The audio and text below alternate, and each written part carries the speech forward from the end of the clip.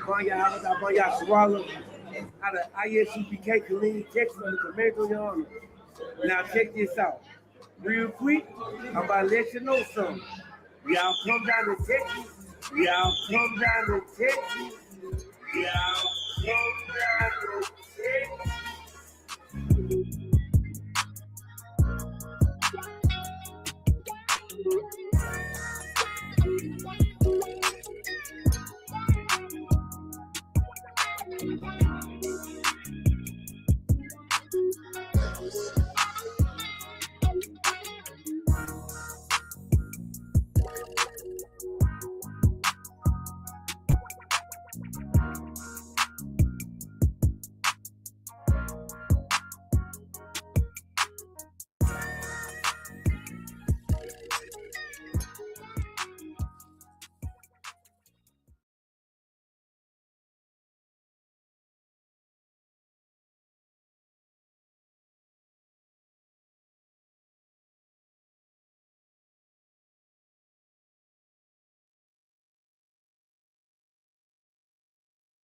That he was Puerto Rican. Right. God, they're gonna have to follow that garbage. It's all garbage. Pan-African garbage. Yeah, right. So real quick, man, another question is, so why do all people, what you're saying is so spiritual, so why do the so-called the Christians out there in the world, all these religions out there, the Christians, the Baptists, the Pentecostals, everybody, all the Judites, they don't know they Judites, they like to say they African American. Because we was taught that by the white man in our school system. Right. We started very young. Agree?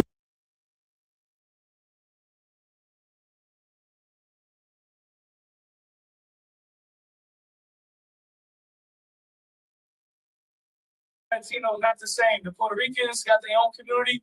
The Mexicans, the Dominicans, they all got their own community. So that's multiple communities we got to reach out to as far as need to come to these community discussions so we can start to understand each other. You know what I mean? Because we see each other every day.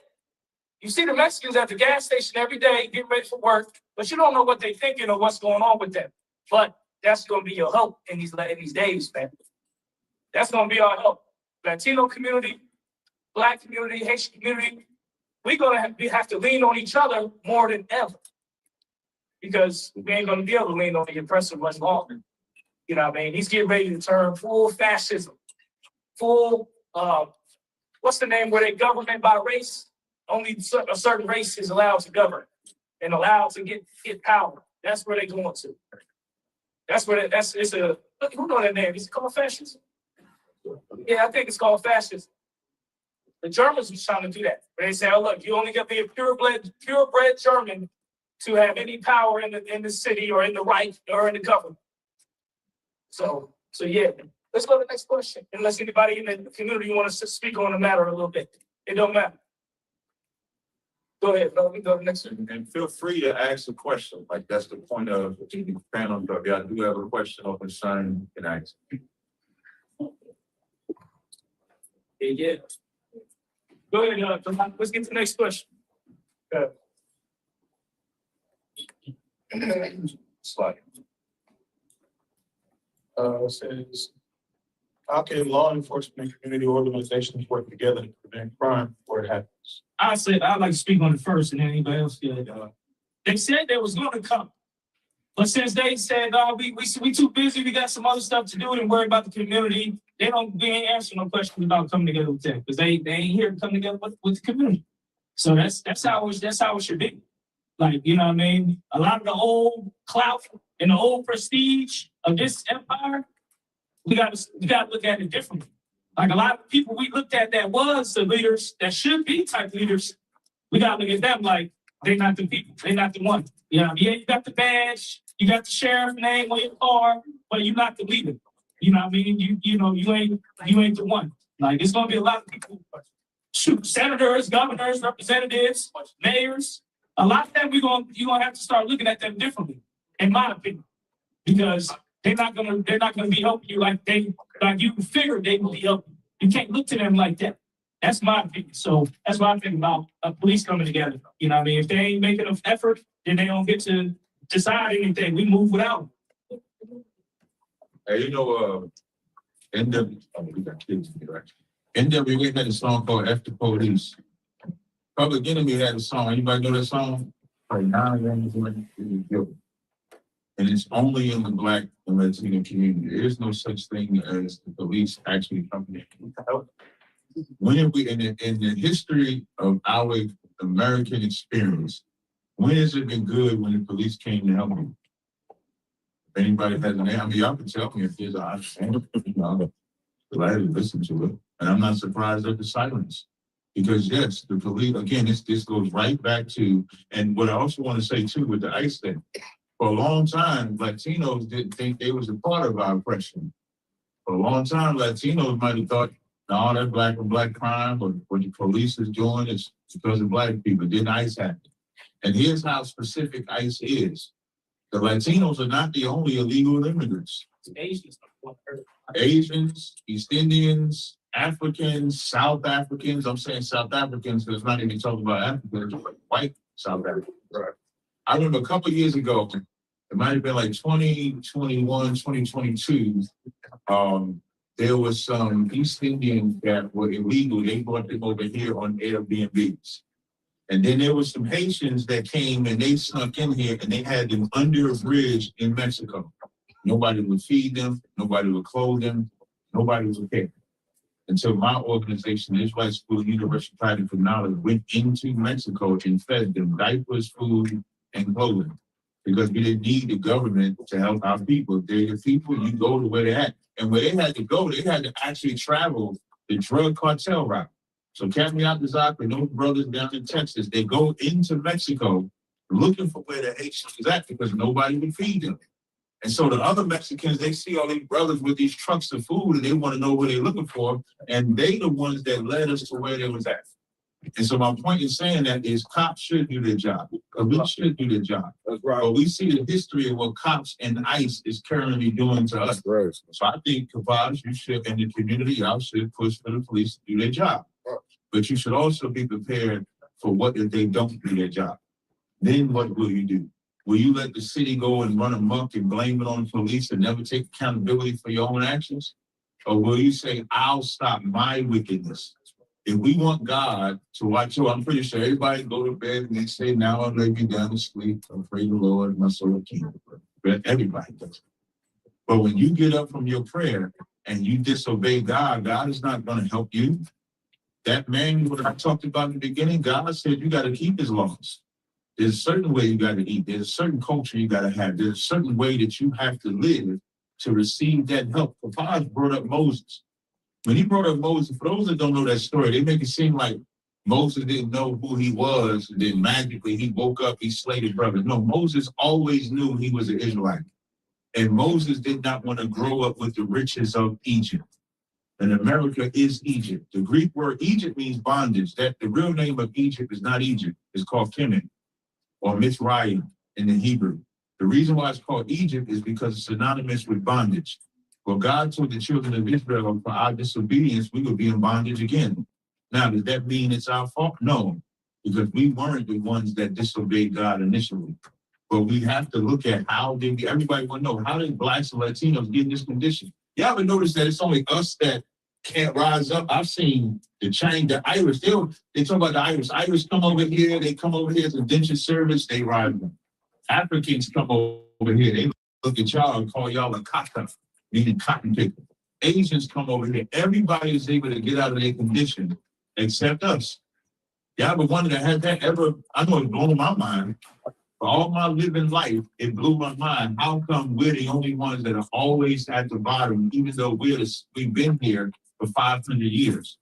And that's because the God that we serve has a requirement for salvation. The God that we serve has a requirement to get out of your condition. So just know with every question that's getting asked, the city is supposed to fix every question that they have there. That's their job.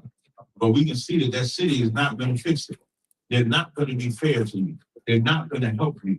So at some point, the Bible says, gather yourselves together, O nation not desired. And that's black. The only thing that's desirable of us is our music, our athleticism, whatever intelligence we have. They'll steal your ideas. Like they won't tell you the black woman created the cure for COVID. They won't tell you that. If you start going into all of the inventions that America stole, they're by black people. So they'll take your ideas, but they'll never want to be you. And so at some point, we're gonna have to gather ourselves and fix that problem. You get to the question? Y'all want to move on to the next question? Because I don't like the police question. Slocky Cap got a comment back here. Yeah, let's get it, man. This whole community gets to speak, man. How's everyone? Happy Valentine's Day to the ladies and gentlemen, necessary. My comment is, thank you for being here, number one. I don't recognize you guys, and I'm wondering why other Israelite groups in Indianapolis are not here. Get to be here. Okay. Cap, please. It's very simple. You have to ask them that. Like when we put out the call, it's to everybody that's black, Latino, or Native Indian. We don't restrict anybody. We don't restrict the Muslim, we don't restrict the Israelite, we don't restrict the atheist. We don't every event that we do in the Israelite school at UPK is for all of us. So if there's an Israelite group out here that's not showing up, I would go to them and say, hey man, ISUPK had this event. Why didn't you show up? Because we can't speak why they didn't show up, but it does speak volumes why they didn't show up. You understand? So, What part you don't understand?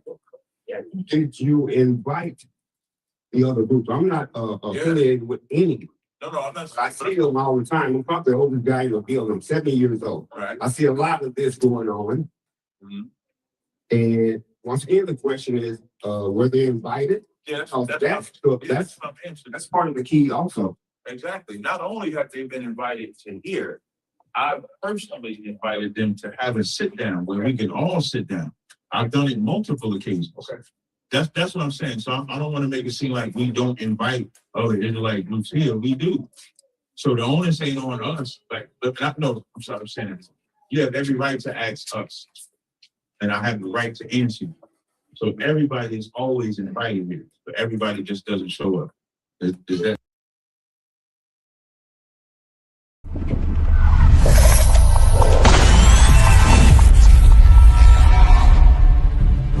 You're a black Marine or a black whatever in the white man's military, that make them want to kill you more. Mm-hmm. Like when they see the uniform on you, they get an extra disdain for you. You know what I'm saying? Because they don't understand why in the hell do you want to fight for them. Cared enough about your trials and tribulations, the things that you suffered through, and how to get out of that. That's your history. You don't need a white man to have no remembrances for it. Yeah, man, you chastise the child too hard, or you create trauma. Yeah. If you don't say nothing to the child, then you making them soft. That's it. You know what I'm saying? Like, it ain't no way for a black man to be right even when he is kidnapped. White people that's out there that want to help black and Hispanic people, the best thing you can do is just leave us the hell alone. They are all against you. They all want to destroy you, and the ultimate goal of all of them is to put you back into slavery and subjection.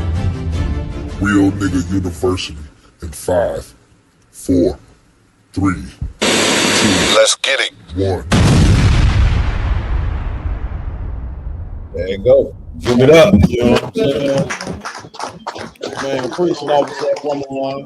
Look, I got 2 or 3 people telling me to start the show. They know I ain't even looking at that. I'm looking at Rise for the thumb. I don't start the show unless I see that motherfucker thumb. Give it up for Rise Karab, man. Y'all know how we do it, man. We in the building, Round Table Truth. Y'all know how we come with these special editions. This week we coming live from Indianapolis. That's right. You know what I'm saying? As you can see on the camera, man, we got some very mighty men sitting in here with us today. That's right. You understand? Give these brothers a hand. You understand? I'm gonna introduce these brothers, you know what I'm saying? But first and foremost, like always, man, we got to give it up to the God of blacks, Hispanics, Native American Indians. And the ISUPK, we call them the nigga God, you know what I'm saying? Just for blacks, Hispanics, and Native American Indians can know that we do have a God that's separate from our oppressor. You understand? Also, we want to give it up to our King, Chaapash, in the world. Ignorantly calls Jesus Christ. This Christ that we serve is not the one that Christians serve. Let's make that out there, put that out there quick. You understand? It's Christ even said himself, many false Christs shall arise.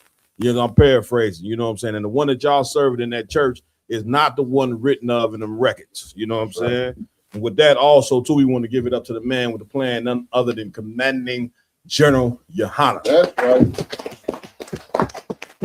Before I announce these amazing captains that we got in here, like always, I got to give it up to my team that rock it out with me every week. To my right, we got Officer Lamach Yala in the building. To my left, we got Officer Yaradan in the building.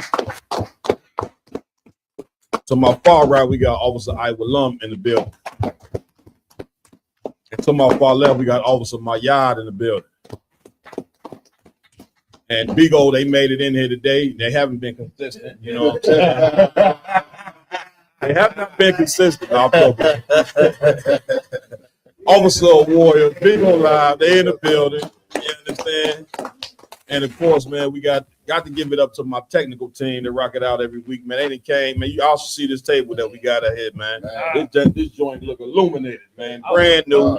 You know what I'm saying? Brothers packed it up, you know what I'm saying, and brought it, you know what I'm saying, worldwide. This is how we do it, you know what I'm saying? And I got to give it up to Officer Ramawan getting it done, you understand?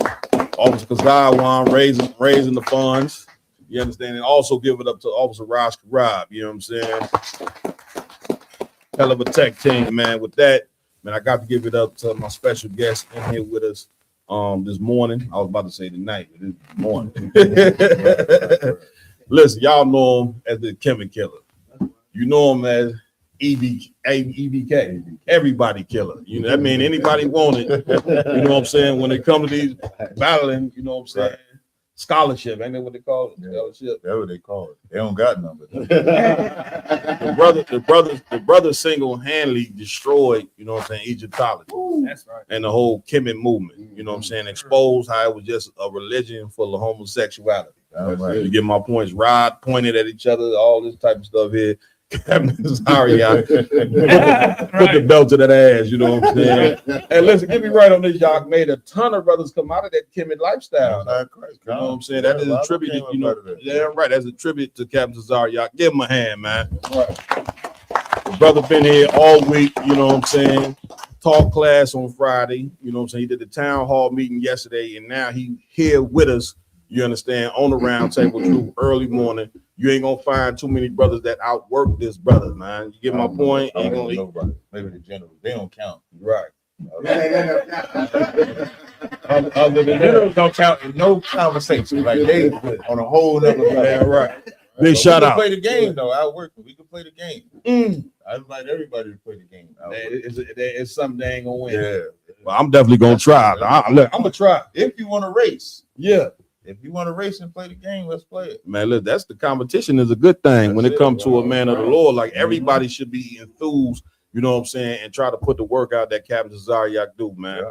Listen, and the with thing that, about the race, we want to see everybody win the race. That's it. Right. Like, I don't want to be the brother. That's it. But I know when you make a metaphor like outwork me and let's race, we all have the mentality that he ain't gonna work. We're gonna work. We're gonna do this together. That's it. And then the more work we push, you see the results of it. Damn right. See what Malquad does, Chaapash does, all the brothers. You see what we do. So that's the importance of creating that mindset outworking. Damn right. Damn right. Give it up. Give it up. And if I could, one more. Soccer War really embodied that, Captain Soccer War, right? Because Captain Soccer War was the first one that I can remember anyway, having a conversation where we want to outwork each other, but we want to compliment each other and commend each other while we do it. Damn right. So it's like a competition, but it's not like a worldly competition. No doubt. Where Malquad outworked me, now I got to shit on everything he did, right? Because he outworked me. I'm gonna big him up. Damn right. Big Lamont up. Big everybody up. Because that's the whole thing. So really, Captain Soccer War, from my memory, from my conversation with him, right? He the one created that mindset that I'm working with today. Hold on, before we ain't even introduced you yet. You know what I'm saying? You got to at least introduce us, man. God damn, you know what I'm saying? I'm messing with you.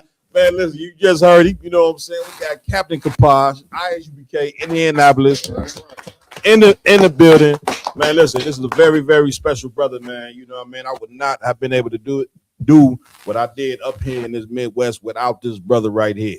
You understand? This brother has been essential, you know what I'm saying, in building up the Midwest. Him and Captain Tazaryach used to drive up to Chicago. Get me right on this rhyme. They used to drive up for camp, you understand, every week in that white truck. Get me right on this. You know what I'm saying? Tell the brothers what that was like doing that.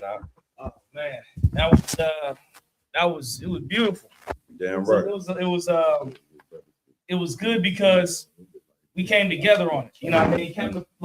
When I was teaching the class, when Captain Tazaryach first showed up, I was in the library by myself. He came in all black, already troopered out. Right. I said, well, shoot, get on the camera right next to you. We're going to do you read. Right. You know what I mean? Because he was already ready. He was already, like, you know what I mean, in. That's you know what I mean? For day, as soon as he day one. You know what I mean? It's funny because when I walked outside and I seen his truck, I said, there we go. Because I ain't had no vehicle. You know, a lot of us ain't had no vehicle when we first came in this troop. We was taking buses to camp and all type of stuff. Damn right. I said, man, this is a nice truck too. Damn right. And you know, we just came together on it. He had the truck, we give him some gas money, and you know what I mean, we make that journey every weekend. You know what I mean? Damn right. Give it up. I mean, listen, every weekend. Consistent, and we got to mention Captain the Goggle Bar St. Louis. He used to come up every week for camp as well. You know what I mean? So you need brothers like this, man, when you trying to save your people and fix your people, man. You need brothers that's serious about this work. And these brothers got that type of drive because they follow the man, you know what I'm saying, who has the drive, which is Commanding General Yohana. You know what I'm saying? You're gonna honor that name. You're gonna respect that name, just like you respect these leaders that have failed you. Right. You got all the love and respect, you know what I'm saying, for a bunch of leadership. You know, a lot of these cats that moved on and is dead, and you still hanging on to their name like they got the solution. Right. You get what I'm saying? When they part of the goddamn problem, you gonna respect Commander General Yohana because you see what type of men that he raising up. Right. Cap, you was about to say something before. I was gonna say what Captain Tazaryach is saying is heavy because all the work he pushing, it helps every zone. That's like it. We had the new trooper. He came through off of watching Cat on a jump. On the cross. What was the Tommy Sotomayor mix when he was mixing with Tommy. Okay. He used to only watch Tommy. With him, pause. So I don't know if you want to call it collaborate. Here you go with that pause, coach. You know, all these coach, they do not play about that pause. Officer Warrior. Like Cap said, you know, only place that you're gonna find brothers, you know, that big up each other and is happy when a brother actually excels is here in the Damn right. You ain't gonna find that nowhere. Damn right. Was you done, Cap? Yeah, I was just gonna say, and that brother helped put together this weekend pretty good. You know what I mean? Put up good money and all that. So the work that every brother do helps the other zones. That's it. The work we did in Indy, we built the campsite for Chicago. We brought it up and dropped it off and left it. So the work we did here helped build there. The work Chicago doing this weekend helped build in here. That's how we do it. To be honest, it's all, and then everybody pay their tithes, and then when you need some money, you're gonna get it. That's it. So everybody gonna benefit when every brother do that work. That's it, man. Listen, if you in Indianapolis or in the area, you know what I'm saying, and you see this work that brothers are doing. Captain Tazaryach drove 12 something hours? Yeah, 12 hours. You know what I'm saying, all the way from the East Coast, and then you got Captain Chaapash holding this school down in India. If you ain't came in the truth and you in Indianapolis, then man, you are shorting yourself, man. If you are so-called Black, Hispanic, or Native American Indian, man, you shorten, you know, not only yourself, you shorten, you know what I'm saying, young brothers that's going to prison every day that need you. You shorten, you know what I'm saying, our young sisters out there who are being turned into whores, you know what I'm saying, because of the Christian church's failure on teaching them, you know what I'm saying, what it is to be a woman. That's why you got to lace up your boots and come get in the game. That's right. You get my point. So, y'all, if I could, what has been like, man, since you've been here, man? And well, you know, first the myth that I thought Indianapolis was like this clean white city from the outside, you know, looking in, no doubt. And it reminded me, you know what I find, like all state cap, like Jersey, Trenton is the capital of New Jersey, and that's a cesspool too. And so when I came to Indiana and seeing like the Black community, it's always the same no matter where you go. Yeah. And this is what's so important about the town hall meeting that he had yesterday is it's the city's job to take care of the city but every black neighborhood in every city is not taken care of, and the white neighborhood in the same city is taken care of. That's it. Which lets you know they know how to do the job. That's it. Like it's never a thing where they cannot take care of the city. Right. They just refuse to take care of the city. That's it. And so that's what I saw. And then I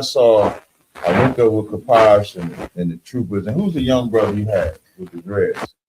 Oh, he ain't here right now. The young man. Young man. Ty. His name's Ty. Right. Yeah, And then I see the young man. They got the young man, and he out there, and they really out there going from location to location to location to hand out flyers. And then the people are seeing it, and then they're receptive to it. So to see that the light in the darkness, like this city is dark, but every black city is dark. And Chaapash and them was the light, and to see that young boy, and you could tell he's so rough around the edges, like the way he talked, he relayed everything to jail. Damn it, all the whole conversation in the beginning, it was about jail because I guess that's the closest thing that he can relate to. Right. But as he knows that he see Chaapash and he see the light that Chaapash has, and so he's close to Chaapash. And so that's what I saw when I came here, the brotherhood that Chaapash is building, and I just pray that you build it more. Right. Even where we went out last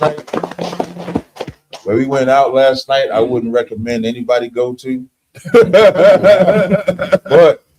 in that spot, brothers knew who we were. Right.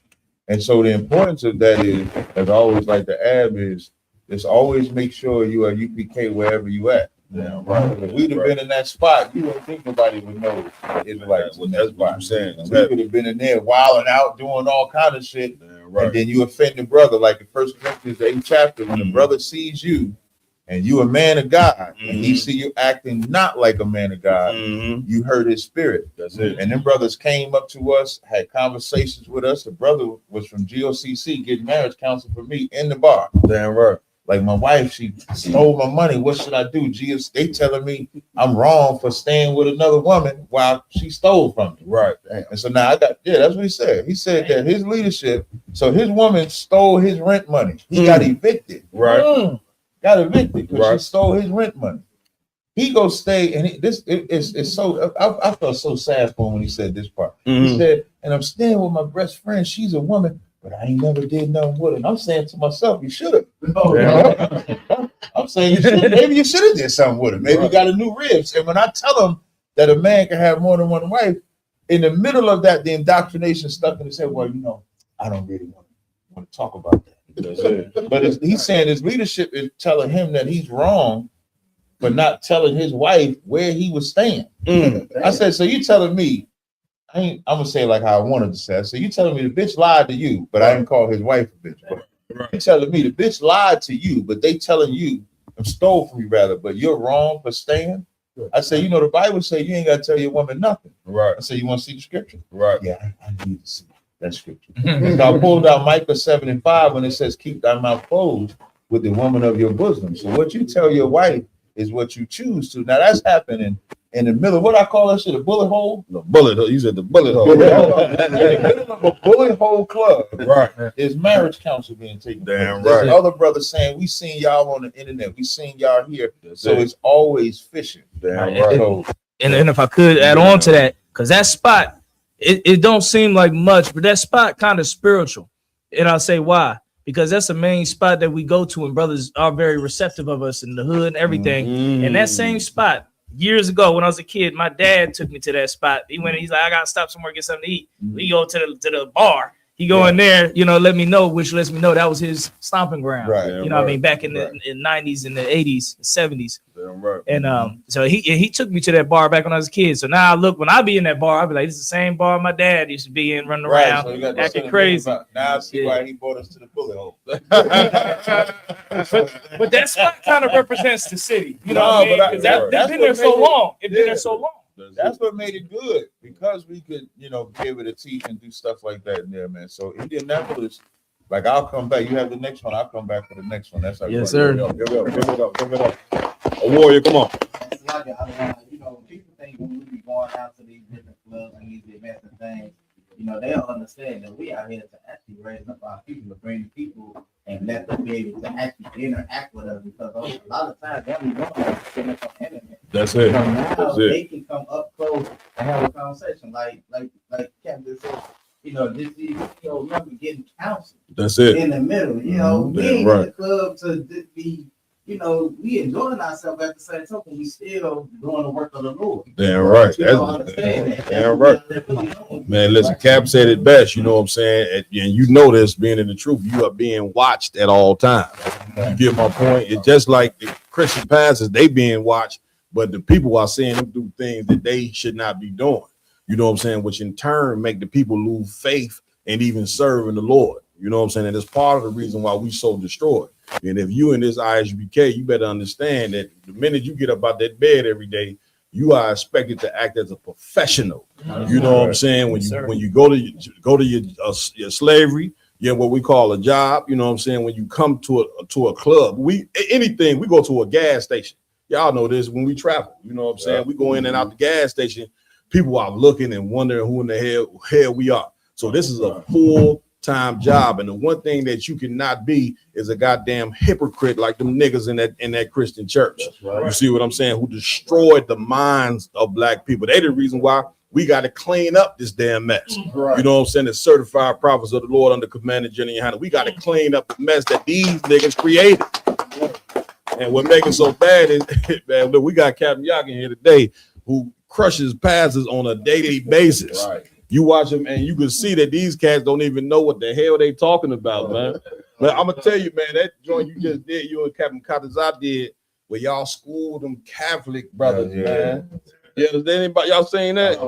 Man, listen, that was so surgical. Man, it was not just surgical, but it turned into a class. Yeah, that's what I'm saying. Yeah, get down, y'all. Yeah, like the cat. First of all, I ain't even think he talked like that. Yeah, hear how you talk. Hey. Yeah, when he first talked like that, so we walk in before we sit down. We walk up and he opens his mouth and he talks just like Rocky. Yeah. So now me doing the video. Remember the white boy? He faked his voice. You know that's not Baton's real voice. Right? So I'm thinking this nigga's a character like that. I say, man, that's your real voice. So like the first 20 minutes, I'm trying to get his real voice. Right. But that was his actual voice. So as we sitting there in the beginning, I think they didn't expect us to know the Latino history when it comes to slavery. Right. How we received it, how it was forced upon us, just like it was forced on black people. Right. And once they saw, especially Tazaryach's intelligence, like his intelligence on that history of the Latin tribes is impeccable. Right. And when he started countering all the information, the one Mexican brother, he just stopped talking altogether. Hey, y'all, he's saying early in the game, we are not on their level. I'm gonna be quiet. Yeah, he was quiet. Like in the beginning, he was talking. He was talking about this image, that image, this tribe, he Aztec, he on this part. Yeah. And the more Tazaryach brought out the county information, he just left his boy on the damn island. That's it. And every time we would tell what the scripture said, y'all got to keep y'all voices down. This is the whole theme of how you know it was a class, to Mawaqua's point. When you're debating somebody, they have to counter what you say. Oh my God. Every time we brought up a point about the Bible, about Jesus not being God, about Mary and Joseph having relations, they would say, hey, you're right. And then the fact that he says you're right, scripturally, they have a term in their world called sola scriptura. Mm-hmm. And so they asked, they said, so you sola scriptura, that's what you are? I say, yeah, we sola scriptura. That means that you only go by the scriptures. Mm-hmm. Right? But I thought that's what we were supposed to do. Only the Bible says, let God be true. He has speak on me as the scriptures have said. That's it. Out of his belly shall flow living water. That's it. They don't go by scriptures. Right. They go by whatever that Catholic church say. That's it. That's what they go by. Mm-hmm. So they couldn't counter us because we would yield to the scriptures. That's it. So then it just became niggas bending the knee. Man, listen, do you know how powerful that is, man? Like this religion didn't have such a stronghold over the mind of blacks and Hispanics for we talking about hundreds of years. Like we ain't talking about a stronghold for 2 years or 10. We talking about hundreds of years. Right. This stinking religion called Christianity and Roman Catholicism, you know what I'm saying? These cats represented that. And listen, they got schooled, Doc. Yeah. You get what I'm saying? Like it wasn't even close. You understand what I'm saying? That man lost blood pressure. When they brought up Tazaryach brings up Melchizedek on the whole Jesus is God, that brother didn't have an answer. Hey, take a little break. I need to get something to eat, man. Nigga left the debate. We paused the debate. Right. And then we did like a part 3, if you want to call it. I don't know if they're gonna release it or not, where the moderator, who was biased as well, did like a separate interview because homeboy really left the debate, so he can go get something to eat. He said, my blood pressure low, low. I gotta get something to eat.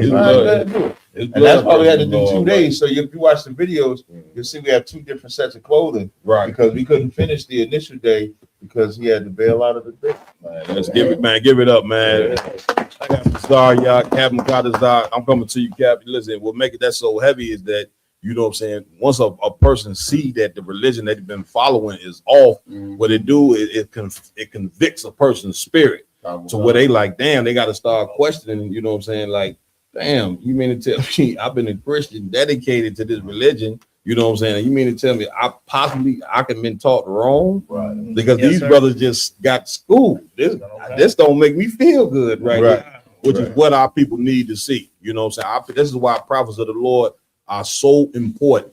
You got to understand, when you open that Bible and you read from Genesis to Revelation and you go through the book of Isaiah, Matthew, all these different brothers, these brothers did not conform to the religion of their oppressors. Right. They stood up in opposition against their oppressors. And what in the hell you think we doing in the ISUPK? We ain't standing with the same religion, you know what I'm saying, that our foremothers and forefathers was beat to death to take. They was forced to take on these damn religions, forced to take on these goddamn names. And you got some of our people, brother, that just gave up their damn spirit, you know what I'm saying, and said, listen, we gonna go ahead and just lay out, like the scripture say, we laid our body as a ground. You get my point, but the prophets of the Lord, we ain't doing that, man. So big shout out to these brothers. Go ahead, IG.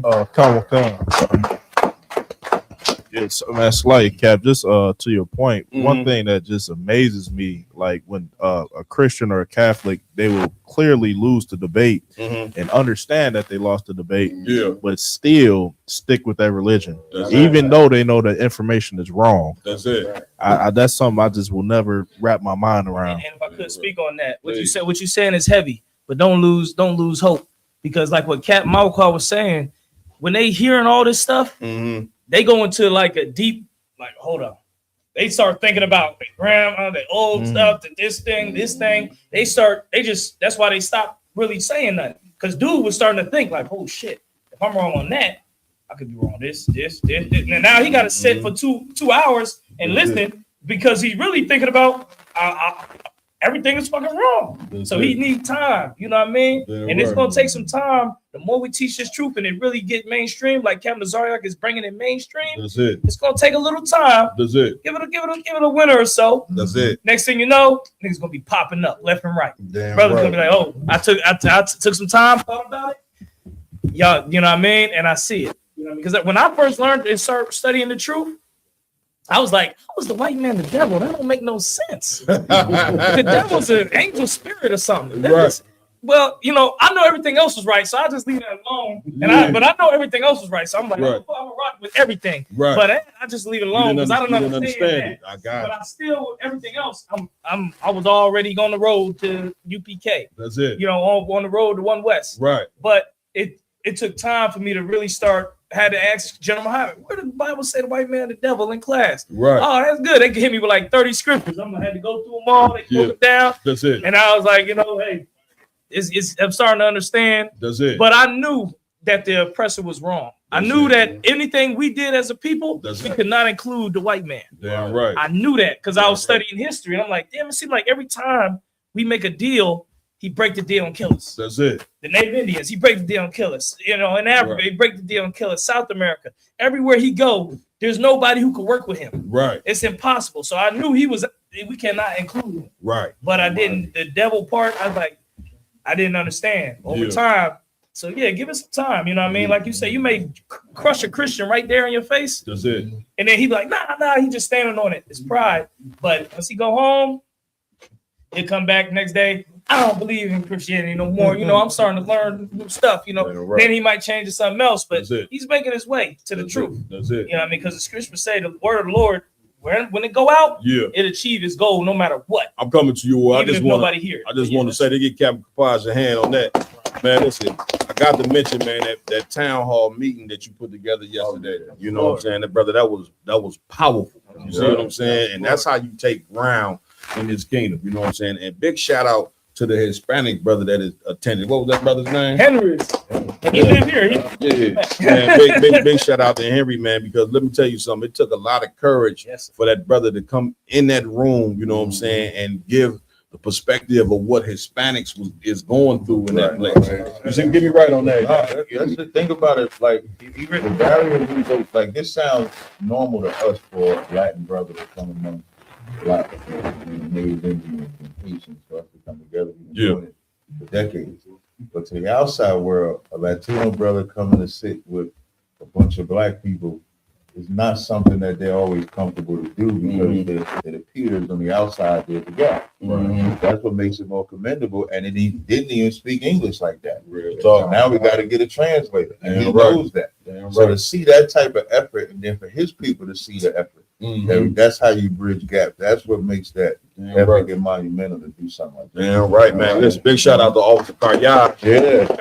The brother not only, you know what I'm saying, translated, but the fact that Karyash Abel came and sat next to the brother, you could tell it made him feel more and more comfortable. And Cap, you got to keep them town hall meetings going because that right there ain't gonna do nothing but grow, take legs, grow. Damn right. I mean, that old head, he like, wait, I don't know nothing about this. He ain't know nothing about it. Exactly. But the more and more that you do these, you know what I'm saying, the more and more people you're gonna see. And here was another thing that was beautiful about it. Most of the people attending in there was young Black males.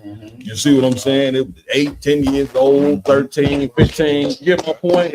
Listen, which they the ones that need to hear it. You know what I'm saying? But it was something that disturbed me, you know what I'm saying, from that conference you had yesterday as well.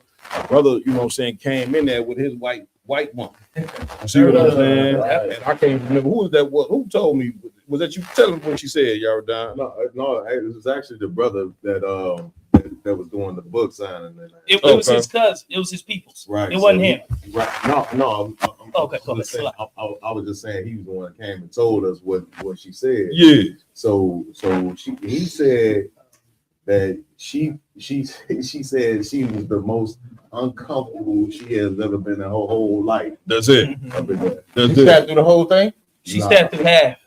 And she couldn't take it. She left and took 2 niggas with her. She took ground. So heard you up there talking and seeing the Hispanic brother talking. She said, "Oh, this is a clan. This is like a Black clan." You got to look around at all these niggas. She said, "Oh no." But what killed me is that she felt uncomfortable about us speaking about our pain and what we need to do as a people. Right. But yet here we are as Black and brown people, been in America for 500 some years, and we'd have been uncomfortable for 500 years in America. She can't be uncomfortable for a couple fucking hours. She couldn't be uncomfortable. I was just about to say that. Excuse my language. Because they will never understand. Like when Jennifer Hammond told that white bitch, that little white girl, you don't respect anybody's pain but your own. Right. That's what Malqua is saying. So heavy for 500 years we've been uncomfortable. And she couldn't be uncomfortable for an hour. She couldn't sit there because the truth hurts. Damn right. There's nothing. She couldn't say we were speaking hate. We were speaking facts. She couldn't say we was teaching not to love each other. She can't say none of that. Right. But what she can say is I can't sit here and see what my people did to another people. That's it. But if we was talking about what the people did to her people, She been on right. She talk about anything, raping, drugs, no matter what it is.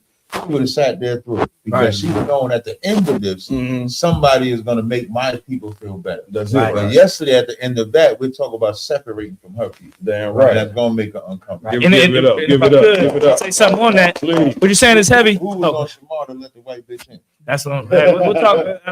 I'll talk with the team. I'll talk with the team. Okay. Yeah, no, we couldn't stop it. We'll deal with the details on that.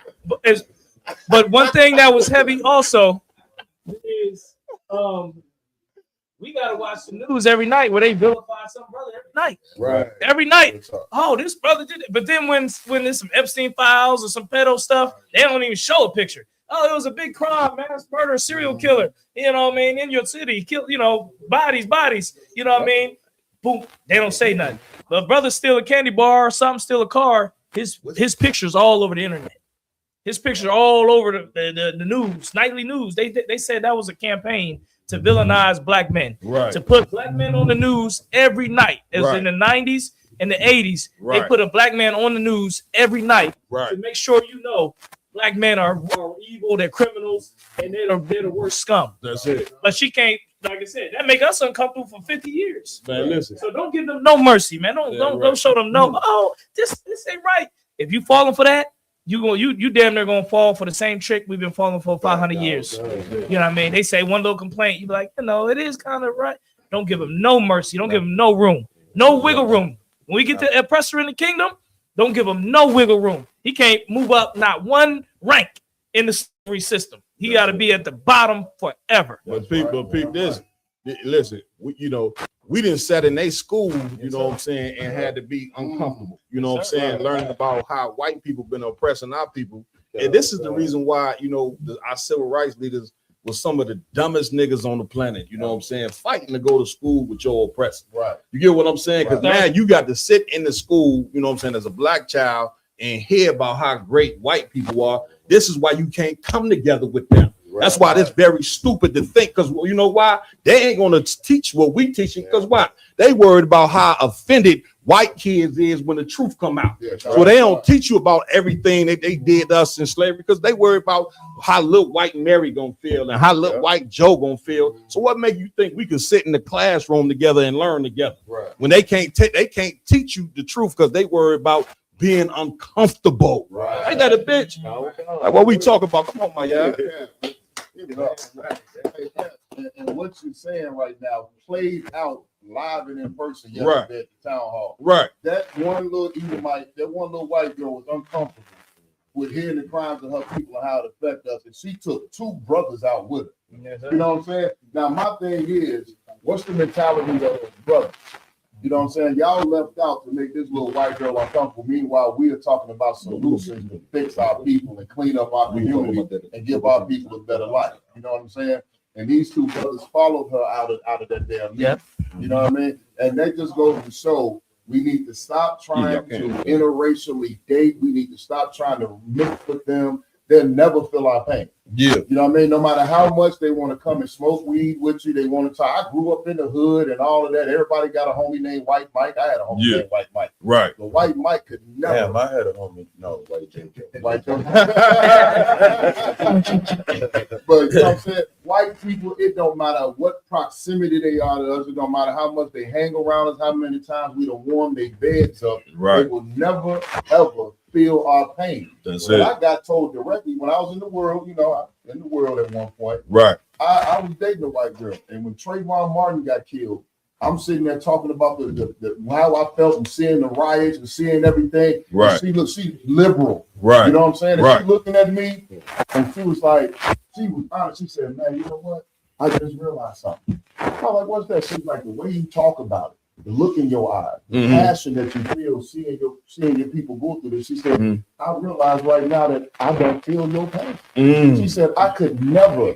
She was honest. She said, "I could never feel how you feel about this." She said, "I think it's wrong. I think everything that's happening is right. Everything you're saying is right. But the passion in it." She's like, "I don't feel that." Damn. And she said, "I never will." Damn, last point. We're gonna get to these scores. You're done. Kind of what kind, and that's what makes.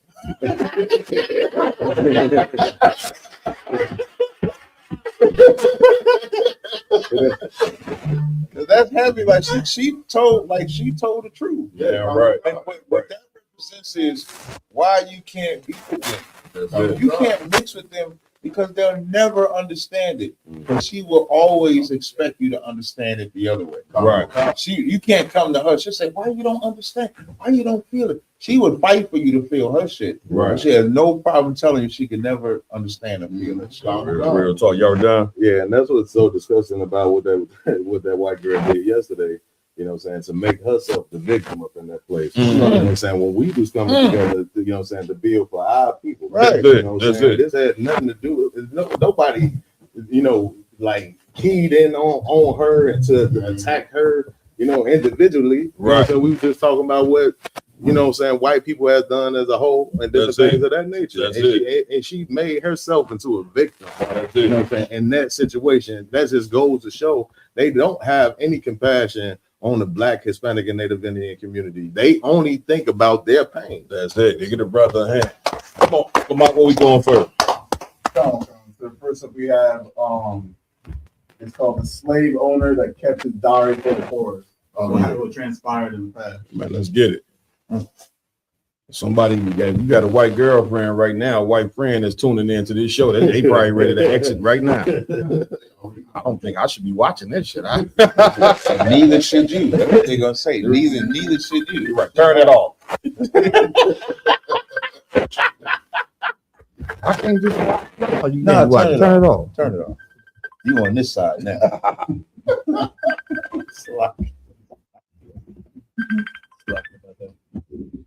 Made himself a man of letters too, and kept a diary.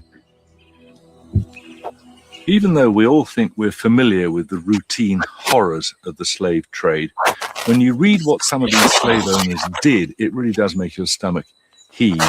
Here are 3 accounts of punishments meted out by Thistlewood in 3 months in 1756. Darby catched eating canes, had him well flogged and pickled, then made Hector shit in his mouth. Rubbed Hazard with molasses and exposed him naked to the flies all day and to the mosquitoes all night. Flogged Punch well, and then washed and rubbed in salt pickle, lime juice, and bird pepper. Made Negro Joe piss in his eyes and mouth.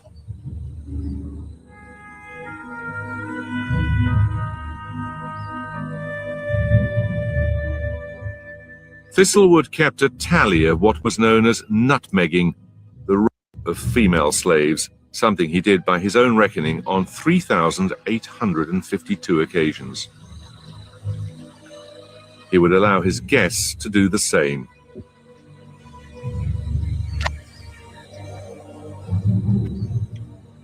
When these slave owners went to church on a Sunday, they doubtless did so believing they were good Christian folk. They behaved as they did because they didn't regard their slaves as fellow human beings, but as their property to do with as they pleased. He fancied himself a man of letters. Man, that man. Who want to take the first one? This is my yard. Yeah. Oh, that video out of one. Yeah. Please put your phones on mute. Put their phones on vibrate now. What the hell is happening? Man, get out.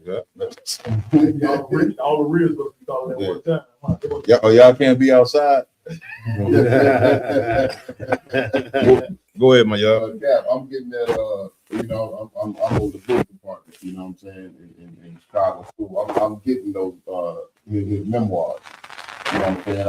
I found the book, and before they put the price up to $500, I'm gonna get a couple copies for the school. But this just goes to show, like, once again, the horror of slavery. We want to talk about Black history, but that's the part of Black history everybody want to skip over. That's it. I remember several years ago when that 12 Years a Slave came out and all the slave movies were coming out. That's we it. had all these Black celebrities. Snoop Dogg was one of the number one. So I'm tired of seeing slave movies. We know about.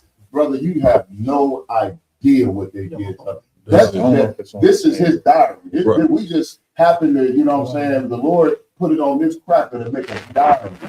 He said he you know, he raped over 3,000. He assisted 3,000 times. Right. You know what I'm saying? Let his guests come in and do it. That's and it. then the horrors that they put us through, we have not even scratched the surface of it. That's So it. once again, that's why we need to separate from these people. We need to leave their women alone. I need to leave their men alone, and we need to strictly focus on our own. Damn right. Damn right. Go ahead, Mike. You got You can see videos like this, and then you think about like what's happening with the whole Epstein files and stuff like that. But at the same time, the so-called white man, they want to degrade and villainize the Hispanic. They want to villainize us, make us as savages, we're lawless, we're uncultured people, but at the same time, they've done the most crimes on the earth. Right. You understand? Taking other individuals' property. Right. Doing all this raping, robbing, and pillaging since all the way back then up until right now in 2026. That's it. So we the barbarians. That's it. We're the uncultured crazy people on this earth. But like stories like this just goes to show like that's why you can't think all white is good. Like, damn right. you know what I'm saying? Damn right. Damn right. You understand? Where you got Jan up? Man, listen, you know, go ahead, IJ. So I was gonna say, just seeing stories like this, and then reading scriptures in the Bible where the Lord say, "Give unto them double." It turns a man from being weak into strong. You know what I mean? Just the horrific things that happen to us, and to find out that you have to be a man in order to get justice. Damn right. Is something priceless and something that should be instilled in all men. Damn right. Like how can you look at a video like this and not wanting justice for what was done to your people? Like, what race of people you know that had crimes done to them to this extent, to where they say we're gonna take this and just sweep this under the goddamn rug? Nobody does that. Every country in the world got memorials about wars they didn't fought, crimes they didn't been done to them, and they got them things for a very specific reason to make sure that this never ever happens again. But yet we have been told to forget about this, man. You get what I'm saying? And they ain't, like we just said, they ain't gonna never bring this type of information out in the goddamn school. You see what I'm saying? And it's important for this information to come out because Black people suffer from Stockholm syndrome. And then when you got Stockholm syndrome, it is a mental illness to where you learn to love the people who have done 500 years of crime, slavery, and all type of stuff. And brother, the only way that you can beat it, according to the white man, is that you have to show the crimes that have been done in order for these people to get back to where who they supposed to be. That's right. So heavy about the video at the end, you see what religion they brought up at the end. Now these cats this cat that was doing this crime on Sunday morning, what he went the Christian church, and it amazes me that we don't look at the church. You know, when we say that the Christian church is the house of Satan, Captain Tazaryach, they look at us like we got 3 heads. When you look at the story right here, right, your first Christians here in America was the slave master, man. Right. You see what I'm saying? And the only reason our people would accept a religion of their slave master is when brothers and sisters don't have no hope. It's like you saying when you go voting, we got to pick the lesser of two evils. Yeah. Right. They both evil. They both rapists. Right. Yeah, you know it. You see what I'm saying? Yeah. And you gonna go ahead and say, well, I know they both wicked as hell, but I got to vote for a wicked man, not a righteous man. Right. You get my, but you claim to follow Christ. Did Christ say, go ahead and vote for the wicked? You understand? I don't think he did. Like, you don't even have to vote at all. Right. If you know they vote for evil, just say, man, I ain't doing nothing. I'm not picking a side. Right. That's it. Why not that? Why is that never an option to just not pick a side? If I could, it's what you're saying is heavy because in China, when they was having the imperial emperors, one of the most successful emperors ever, his policy of government was to do less, to do nothing. Don't mess with the people. Don't do so much. Just let the people let them go. And guess what? That was one of the most successful times in China. Well, guess what? For the success of blacks, Hispanics, and Americans to be with white people, just don't do nothing with white people. Just let them go. Let them do their thing. I'm coming to your award. Them, give it up. Off the rhyme. I was gonna say what you brought about Christianity was heavy because what you brought out got me thinking about the movie Birth of a Nation. When the white slave master was telling Nat Turner how to interpret the Bible and how the first experience that black people experienced Christianity was through slavery. And so like everything that we've been taught in the Christian church was from the interpretation of white people. That's it. And when Nat Turner brought the scripture, bind their feathers with iron. You know what I'm saying? White people got real uncomfortable when Nat Turner brought that scripture out. You know what I'm saying? Right. So like white people don't have the spirit of righteousness. No. At all. There's nothing righteous about white people at all. But what you're saying, they just don't understand your pain. Yeah. Because again, they look at you like you know what I'm saying? They can tell you now when it comes to like hospitals white doctors, they still believe that you don't feel no pain.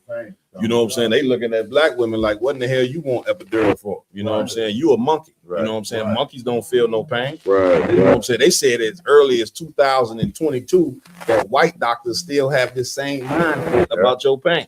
And so now you going to take it. Yeah, that you can take it. This is 2022 of this report. So that tell you that these people can't be changed. We didn't try changing them, man. We done gave them all the love that you can give a slave master, man. We went and fought like General Muhammad did in that video. We fought in all your wars, man. We've joined your religion, even though you beat us and raped our mothers. We gave our soul to America and have reaped none of the businesses and benefits and have got nothing in return at all. So when you look and examine it as a righteous man, you got to say, well, hell, man, our forefathers did all they could. I ain't finna do what my mother did for you women. I ain't finna join America. I ain't finna commit abortions. You understand? I ain't finna be against my man. If you a brother, I ain't finna go out there and be a goddamn criminal. You black men don't understand when you go out there and be a criminal, that's exactly what the white man wants you to do. Because he created, you know what I'm saying? He know that the environment he created, he wants your soul. He wants you to be sitting, you know what I'm saying, in a goddamn cell and rotten for the rest of your life. He have no care for your pain. And so you got to have some real niggas. That's why we call it Real Nigga University, because we ain't never getting down with America. The Lord said in the Bible, I have reserved to myself 7,000 men that have not bowed the knee, you know what I'm saying, to Baal. You understand? And that's how we feel about Christianity. We ain't never gonna be Christians, man. Just like you Christians look at us disgusting, we look at you as being disgusting. You get my point? Where we going with this? If I may, like black people, when we go and try to vote, we want so much to be involved in what happens in this country. That's right. You understand? We want to feel like, oh, we made a difference to what's happening in America. Your ugly little vote's not making a damn difference to nothing. Right. At all. Your vote doesn't even matter. They just want to know if you're gonna go do it or not to keep you in line with what they want you in line with. That's it. You know, your votes are relevant. If you want to make a difference to any type of in America, how about you just go make a difference to the black people of America? That's it. You know, That's go it. to your area. That's Don't it. worry about the whole entire continent. That's Focus it. on your own community. That's it. That's simple. They're trying to go world global all quick. Right. Start in your small little block. That's Start it. in your own little house. Right. First, you can't build a business already huge. Right. You gotta start somewhere small. That's it. Start with yourself. Go to your partner. Got your house. You Yep. got the block. And you got the community. That's You're it. gonna grow from there. You can't just go expect to start at the top. Damn right. Give it up. Give it up. Give it up. One last point on this, then we moving on. Let's go. Show the hypocrisy and brainwashing of Christianity. Now, I love my father. He's a pastor down south of Mississippi. I remember one of the last times I visited, he was telling us a story about how when you go to different towns, it's different colors. Right. Like it's a section of the town, like our town had blue. Right. The houses are blue, it's how they call it blue top, or blue front. If you go down a couple miles, they got red front, they got yellow front, they got green front. Like growing up, I never thought about this, but the reason they did that was because they would have the pastors, they would have the black preachers go to each town on a separate Sunday. So this Sunday you're gonna teach in blue front. This Sunday you're gonna teach in green front. Right. You know what I'm saying? And that's when they would give the slaves a break to come and learn the Bible. Damn right. Now, my pop, growing up in Mississippi, you know what I'm saying? I saw my grandfather being called boy. I saw my dad, my uncle being called boy. Grown men. You know what I'm saying? My uncle got ran out of our town for stealing niggas. You know what I mean? Like I grew up in one of the most racist environments you could ever imagine. I told you that I could have been right as a kid. Dang. You know what I'm saying? These hands did slave work. To this day, my pops tell me, he told us this story. It seemed like it was a setup for the white man to do this, to do that, to control us, and da. He had a revolutionary moment. Then at the end of it, he told me, but you can't hate white people. You know what I mean? We all got to get along. And then he said, I told the white man the devil. He said, no, God didn't make no damn. You can't say that, son. You know what I'm saying? Like, he is so indoctrinated, all the racism that he experienced, all the history that he knows about the things that went on just in our section of the world. Right. And to this day, because he's a Christian pastor and so indoctrinated about Christianity, he will never stand up for God. That's great. So next up, This goes back to January 1923, the Rosewood, Florida massacres. A survivor of the massacre, Minnie Lee Langley, had something to say about it. This was the which one? The Rosewood. This is a survivor of Rosewood.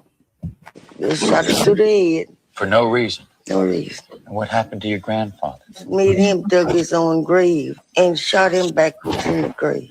He didn't have a one arm. Minnie Lee Langley is one of the 2 or 3 survivors still alive today. Where were you, Minnie, when the white men came to Rosewood? At home. At home. Sisters and brothers with you? My grandmother, me and her, and one more sister was standing out in the yard. And what, did you hear something? None but these people came down the railroad and they asked her, did she see anybody come through there? She told him no. These were white men? White men. With guns? Yes. And what happened to your Aunt Sarah? Well, they came back that afternoon, killed her. That's the end of it? That's the end of it, right? Anybody know the history of Rosewood? What was the start of? Hey, man. Anybody know the history of Rosewood? Like why it started? Anybody want to break it down? Good. I feel it. So the whole history behind Rosewood was a very, very successful, prominent black town. When white people were going through depression and starving, and Rosewood was bustling with business, making money, and black people were doing their thing.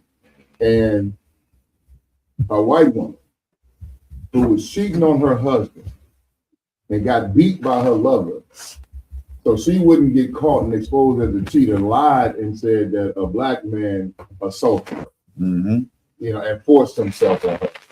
And everybody knew it was a lie, but they used that as an excuse to go into Rosewood and slaughter the entire town, men, women, children, and burn it to the ground. And the craziest part of that, when you watch the true story, when you watch the movie about it, there's a part in the scene, like maybe like almost towards the end, where they take the brother, and he's like, I cannot lie to you. I do not know this man. And the white man comes and shoot him. And after he shoots the brother, and the brother's laying there, another white man says, truth be told, he ain't do it. And we all know that how the wife was, meaning they knew that this wife was a whore. They knew that she was a whore, and then all the other white men like, woo, woo, woo, because they fucking her too. Everybody fucking this white woman, and so they all know that it's a lie, and so it didn't matter if she was touched by a black man or not.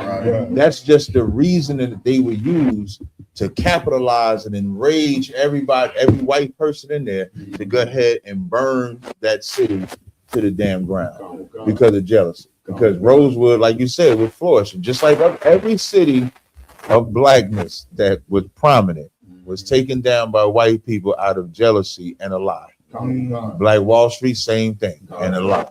But they bomb a whole city behind that. And we still like that's just the part I just can't understand why we still trying to fit in the society that clearly don't want to see us great. They will make America great again. And even that mantra should put fear in every black and Latino. MAGA should put fear in you.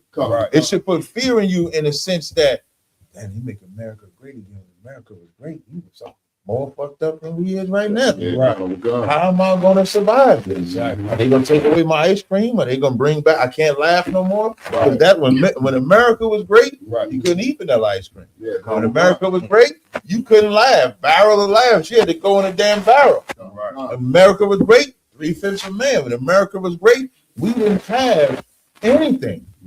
And so that should put some level of fear in you to where when you got this Democrats and Republicans, even with the Epstein files, you know what you find out with the Epstein files? Is that neither the Democrats or Republicans want that shit out. You could think that the Democrats want that out. They do not. Democrats don't want it out because they PDFs too. And the Republicans is PDFs too. And they doing all manner of nastiness to coincide right with that. That's what we're supposed to take. I do want to play a video. I see your hand. I know you want to say, I'm going to come to you in a second. I do want to play a video after the brother speaks. And in this video, there's this cat I debate named God Logic. And I want y'all to watch this video as he pleads with this white man to be able to sleep with his white woman.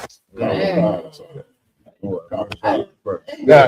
Logic is married to a black woman. I met his wife. But he's good. You're going to see him sitting down here pleading and giving criteria of what would make it available for a black man to sleep with a white woman. But I'm going to do it after the brother had his hand up. Well, I just want to say, what you're saying is so heavy because every town, it ain't just Rosewood that was destroyed because of black people flourishing. We fresh out of slavery. You know what I'm saying? IG said in his in the introduction, leave black people alone. And all we gonna do is flourish. Black Wall Street, the same thing. We got towns underwater in America right now today that was flourishing black towns. You know what I'm saying? That was flooded purposely. That's it. You know what I'm saying? Because it was all black. And we are in the ghettos. You know what I'm saying? Right now, wondering why we in the ghettos like this. That's where we want to be. We here because it's systematic. You know what I'm saying? They put us here. They don't want us to be self-governed because because after a while we'll be governing them. You know what I'm saying? So like that's all I want. Give it up. You got it, y'all. Y'all got that video cute. I want y'all to listen to this video. So in this video, God Logic is sitting with these white men. These white men only want their white woman to be with another white man. And they're Christian. God Logic is Christian, but he wants the black man to have a choice. He wants the black man to be able to sleep with the white woman. Right. And I want y'all to play this and listen. And I couldn't even get mad at the. I'm just playing it and you'll see what I'm talking about. Interesting if you had a black person who met your criteria standard-wise and character-wise and spiritually, that you would discourage your daughter from marrying this individual. If we're not in a vacuum, if we're not in isolation, then ordinarily for every black man who would fit my criteria currently right now, let's just be honest, for every black man who would meet my theological criteria, heritage criteria, all those kind of things, moral criteria, behavioral criteria, he's upstanding, for every black man like that, there would be at least 20 white men. So, but why would you bring it back? You gotta let that. But you want to say something good? He disrespecting him. Yeah. In his face. In his face. First of all, there ain't no criteria to sleep with a white woman. It really ain't. Right. Anything. The white woman sleeps with anything. She sleeps with an animal. She sleeps with a horse. She sleeps with a dog. She don't give a damn who she sleep with. Yeah, she sleep with a brother. Sleep with a. I never saw Forrest Gump a day in my life till I came into the tree. And everybody told me how this movie is so great. That movie is fucking trash. The movie is trash. Right. It's about a woman, a young white girl. First, and they tell all the crazy part. Y'all, people tell me this is a great movie, but it exposed all the nastiness of white people. Right. The little girl is raped by her father. She becomes fast. And then they applaud the fact that after she holds herself out, get AIDS. Right. Then she come back to Forrest Gump and marry him. Right. Like, so what they telling you, what they teaching you, right, is that the woman can be a whore and you can still marry her. That's a great movie. Exactly. Pretty Woman, she's a whore. I said this on the car crime. Right. Pretty Woman, she's a whore. Right.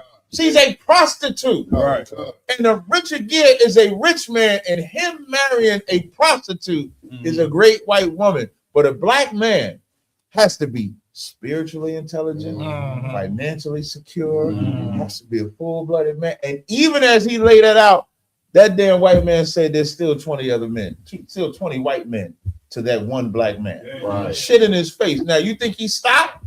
No. Play it again. And so that's what I want. I want to bring it back to the beginning, please. So you can really synthesize what he's pleading, and that white man don't give a damn about what he's saying. That white man got the response ready. Y'all don't give a fuck what the nigga do. Right. Nigga jump through hoops. Nigga you could be Michael Jordan, and that white man don't want you to sleep with his white woman. Go ahead, play. Was interesting if you had a black person who met your criteria standard wise and character wise and spiritually, that you would discourage your daughter from marrying this individual. If we're not in a vacuum, if we're not in isolation, then ordinarily for every black man who would fit my criteria. The reason why he's saying we're not in isolation, meaning if I ain't just stuck with just a black man as an option. Right. That's what he's saying. Because if he ain't got no choice, he's saying I ain't got no choice. Right. But if we in all things being considered and we just on the land like we in America right now, I am not giving my woman away to no black man. Play it. Currently, right now, let's just be honest. For every black man who would meet my theological criteria, heritage criteria, all those kind of things, moral criteria, behavioral criteria, he's upstanding. For every black man like that, there would be at least 20 white men. So, but why would you? Wait, pause. But we about to plead some more. I would have shut my mouth. Like, okay, even if I'm the Christian, I'm saying, like, God damn, you cut the shit out of me, man. That's it. Because he's basically saying it's 20 good white men to one black man. Why would I think to give my daughter to the white man? You know what's so crazy about this is these are two Christians. One is black, one is white. And God loves everybody. And he telling me in his white Christian mind that even though we claim to follow the same God, I don't want your black behind with my woman. Hell no. Which once again, indoctrination is so heavy because we don't understand that this is how the Lord created the human race. Yeah. Like if you understand race, right? You're in a competition. Yeah. The Lord created a white man, a white woman for a white man. That's a He fact. created a Chinese woman for a Chinese man. That's a fact. An African woman for an African man. That's a He fact. created that black woman for a black man. So choosing your own woman, preferring your own woman, brother, is the most intelligent thing that you can do. You get what I'm saying? And if I could jump on that, Please. this is spiritual that you brought this up, Captain Tazaryach, because he's battling multiple things, like in a dimension. This nigga battling loving white people. He battling breaking the laws of God, just that says you cannot sleep with another nation. He's battling those two things, and on top of that, he's battling basically disrespecting his own people, his own sisters, disrespecting his own race, trying to plead. Because I ain't never heard a black man say, "So what if I was this and this and that? Am I good enough for sisters, man? For a good sister?" I don't hear that argument from no dude like this. This dude's battling, and on top of that, he's battling an oppressor, trying to sin, and the oppressor is telling him don't sin. That's even God telling you, we're right and you're wrong. Don't sin by sleeping with an oppressor. Why would the oppressor want you to, preserve yourself by putting your seed in his woman? Right. Like that don't even make sense. Yeah, if I could, the oppressor looking at it carnally, he's saying, "Look, this is a white woman, but there's 20 white men that could use her, could want her." That's it. He's looking at it more carnally. No, listen, man, that white man right. And He's looking at it carnally. He's looking at it right for him. It is righteous. Like what Mama Paul said, I wish my people would hear that and understand what he's saying. Right. What Mama Paul said is right. God made an Israelite man and for an Israelite woman. Right. He made that white man for that white woman. Right. I ain't mad at what he said. Right. I'm mad at God's logic. But even asking the question. Right.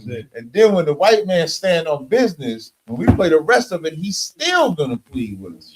That's what I'm angry with. Because like you said, they both Christians. Right. If God loved everybody and we all Christians, all Christians should matter. They telling him no. Yeah, they telling him we Christians, but we ain't that 20 other white men that can use that white man. Where the boss? That's what he's saying. So he ain't. I mean, he ain't carnal. I would never call him righteous, but he's not being carnal. He's just loving his people. That's it. That's what he's doing. I mean, ain't that what we teach? Right. To love your people. That's it. What can we play the rest of it? Somebody might think like that. Get down.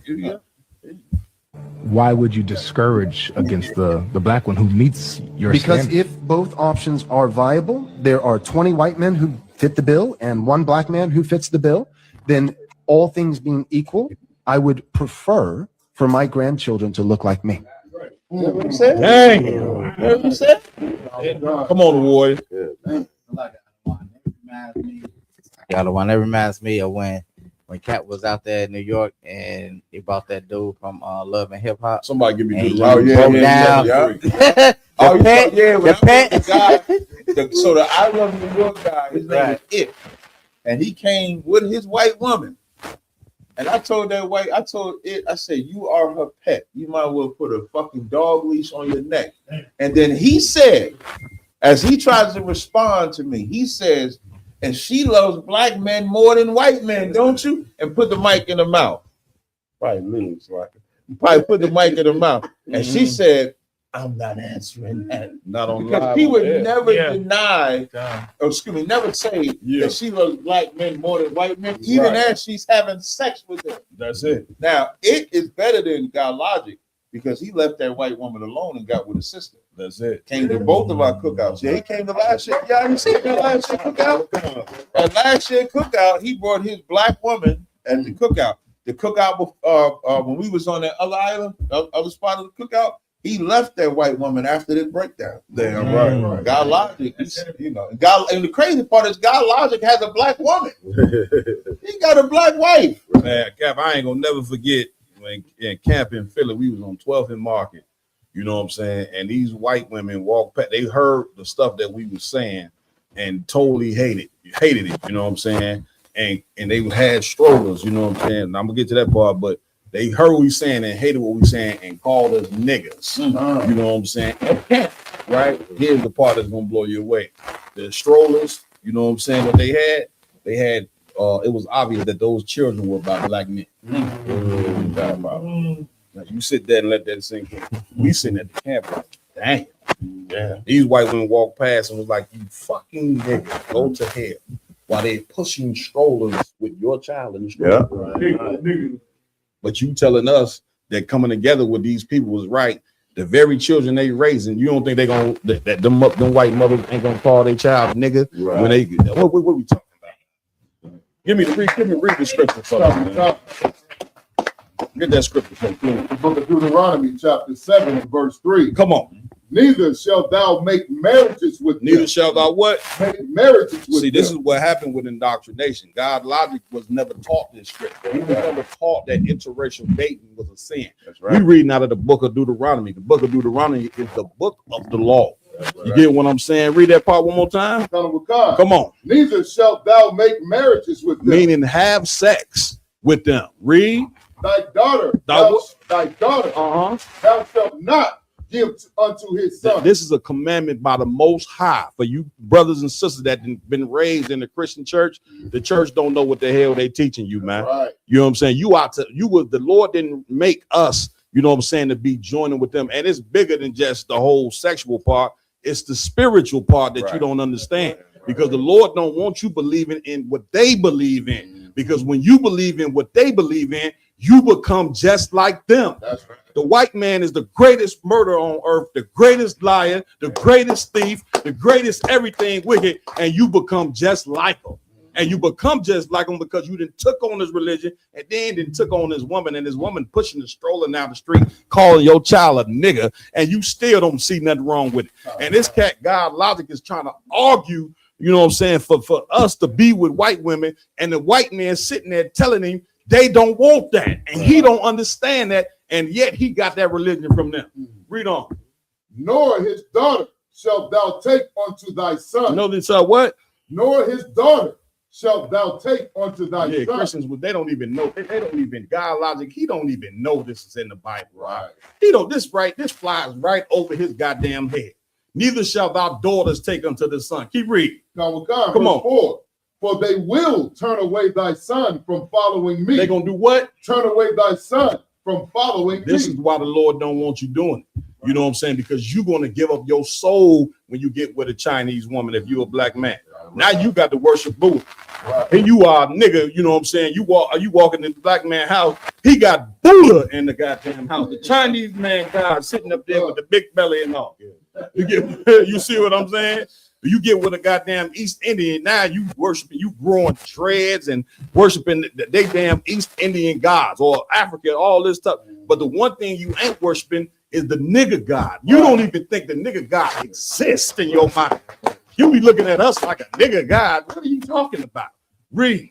That they may serve other gods. That they may what? Serve other And gods. this is what you better understand. The Lord don't want you serving other God. If you a man that ever lost a woman and that anger of you losing that woman, her horn on you, the pain that you feel from that, then you better understand how the Most High feel about you serving other gods. That's the same pain that you feel when you lose a woman is the same pain that the nigga God feel when you serve Christianity or when you serve Islam. And because of it, that's the reason why we in hell right now. Our black people so gifted and so talented, but yet we still on the bottom. This don't make sense. It don't make sense because you got a God that is spiritually against you. Like you talk around generational curses and don't realize God is the one that's causing the curses. You see what I'm saying? How you gonna say you believe in God and don't understand he's causing the curses because of your disobedience to what he said. Right. Any more on that? Right, what you saying, Cap? Read. So will the anger of the Lord be kindled against So the what? The anger of the Lord be kindled against. And that's what you got to understand, blacks and Hispanics. The Lord is angered against you. You want to know why ICE is doing Hispanics the way they doing? Because the Most High is mad at Hispanics for worshiping Roman Catholicism. Hispanics ain't supposed to believe in a damn religion that their oppressors forced on them. Yeah, the conquistadors was goddamn Roman Catholics. What are you as a Hispanic being a Roman Catholic seeing your forefathers' head was chopped off? Native American Indians, you Christians, when your damn people was marched from the East Coast all the way to the West Coast doing the Trail of Tears. What the fuck are you doing being a goddamn Catholic? It don't even make sense. And I ain't even got to talk about black people. Right. The hell, you've been enslaved and you talking about you a Christian like white people. Right. And the Lord is angry with us. When are we going to examine this, man? Tell you right now, third world war is coming. Race wars is coming. Famines is coming. You're going to find out that you sitting in that goddamn Christian pew praying to Christianity day and night. You're going to find out that you've been mistaken. You're going to find out that you've been led astray. You would drop that. What we going next? Come on. So next up, we have an article and a video going over Trump boasting about how he didn't invite the full black governor to the all governor dinner. Good, right. Good night. Damn. Come on. This guy, when I saw it, I thought it was a troll. Well, the fact there's only one black governor is such a free country. I thought we was free to be whatever we want to be. Post-racial. One black governor out of all 52 states? 52 states and Puerto Rico, right? And one black governor. Right. We say we got enough. It's just one is offensive. If we bring one nigga to this governor, it's offensive. They don't want no niggas in there. That is diabolical when you think about it. And then Trump, one thing I like about Trump is not like in a good way. Right. What I like about Trump is he's the purest racism. His racism is pure and driven snow. They did that shit to Barack and Michelle Obama, and Trump said, "Yeah, I ain't mad about it. I ain't mad about it. He ain't do nothing wrong. Ain't nobody got to apologize." Even though he didn't make the video, they just edited to show Michelle and Obama as the monkeys. That's Trump. So who's surprised that Trump said, "Nah, we don't want that nigga in there. Get that nigga up out of it," and boasted about it. And the most disappointing part about it is niggas is going to defend it. Like here we is for the Israelite school UPK, we got the perfect president in office. That's it. The perfect, the purest, the racist, everything about him, and black people still fighting for him. Right. That's the sad part about it. Right. Even that governor, what did the governor say about it? The governor say he don't want to be governor no more. Yeah. He still want to be governor. Now, why do you think they didn't invite him? No, not take the black part just out the way. No, obviously he said it himself. You know what I mean? He didn't want to speak. He said he can't speak to the president's mind state, but he feels like he knows why he wasn't invited. But why didn't he speak to it then? I can't speak to the president's mind state, but I feel like I know. Right. It's only one reason. Because he's black, and another reason. Because they don't support his beliefs on ICE. And the mayor of Baltimore did something that I ain't really seen a lot of mayors do. He actually fixed black people without ICE. Without what they was bringing in the National Guard. You know how he fixed the mayor, Baltimore? He fixed it by calling the conditions of black people a health crisis, and highlighted racism and not enough resources and programs, and reduced it. Last year, there was a report that Baltimore had the lowest unalignment rate since like 1964, 1970, something like 50 years ago, right? And he did that by pointing out the racism black people go through, the lack of resources, the lack of funding, the lack of everything.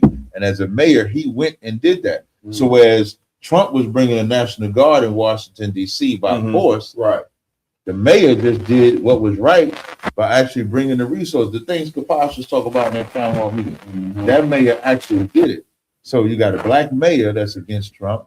You got a black governor that probably ain't siding with Trump. So I'm like, F y'all. So at one level, it is about being black, and another level is he ain't down with the ICE. He ain't down with the National Guard, and that's a whole nother reason too.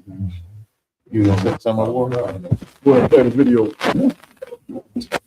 Go ahead. Oh, the article. Okay, go ahead. Somebody want to say something? Come on. This is Daily Beast. Trump boasts he didn't invite sole black governor to dinner. Donald Trump boasted Wednesday that he didn't. That he didn't invite two Democratic governors, one of whom is the nation's sole black governor, to a National Governors Association gathering at the White House. Trump 79 wrote on Truth Social that Colorado Governor Jared Polis and Maryland Governor Wes Moore are not worthy of being at the gathering later this month. Trump called Moore foul-mouthed and criticized him over the rebuilding of the Francis Scott Key Bridge and crime in Baltimore. After Trump first snubbed the two governors, a group of their colleagues planned to skip the dinner, and the NAGA said it wouldn't be included in its official schedule for their gathering in Washington from February 19th to the 21st. Man, and this the part that we don't understand. Like this 2026 where this is happening. Like Captain Tazaryach said, you know what I'm saying? This is why he liked what Trump is doing, not like per se, but the whole like is this is what we need to wake up. Like you know what I'm saying? You need for white supremacy, you know what I'm saying, to show you they ugly head, you know what I'm saying, in order for you to be able to wake up. You want to say something, y'all done? No, just to piggyback on this, please. I would rather see the snake, you know what I'm saying? That's it. Shooting out of the grass, not hiding in the grass. Damn right. So let me tell you something. Trump acting like this and white people being who they naturally are, it's gonna go wonders for you brothers and sisters waking up. Because if they don't, you know what I'm saying, brother, we would just be asleep for another 400 something miles. We would never wake up from this. If this man, like the scriptures say, if the man of sin was not revealed, then we would never ever wake up. So him doing this, you know what I'm saying, and now showing black people that becoming governors, becoming mayors, becoming police officers, you thought that this meant now that you were no longer a slave. But now you finding out you becoming a governor or mayor or even the president, because the president, you know, even though Barack Obama ain't our people, but our people look at him as that, and white people look at him as that.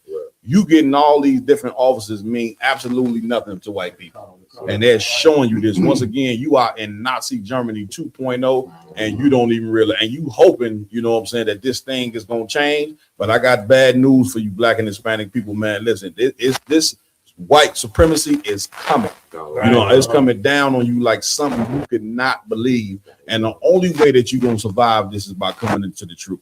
The only way you're gonna get out of this is by being prepared by the purpose of the Lord under Commander Jenny Hunter, working hard day and night. He been doing it, you know what I'm saying, for 40 some odd years, raised up a ton of schools, you know what I'm saying, because of the love for his people, man. And any man that got love for his people is going to teach you the truth about where you live and about the people who you think you're supposed to be joining. That's right. You get my point? Let's play. If you look done on the article, IG, come on, let's go ahead and play the video if we could.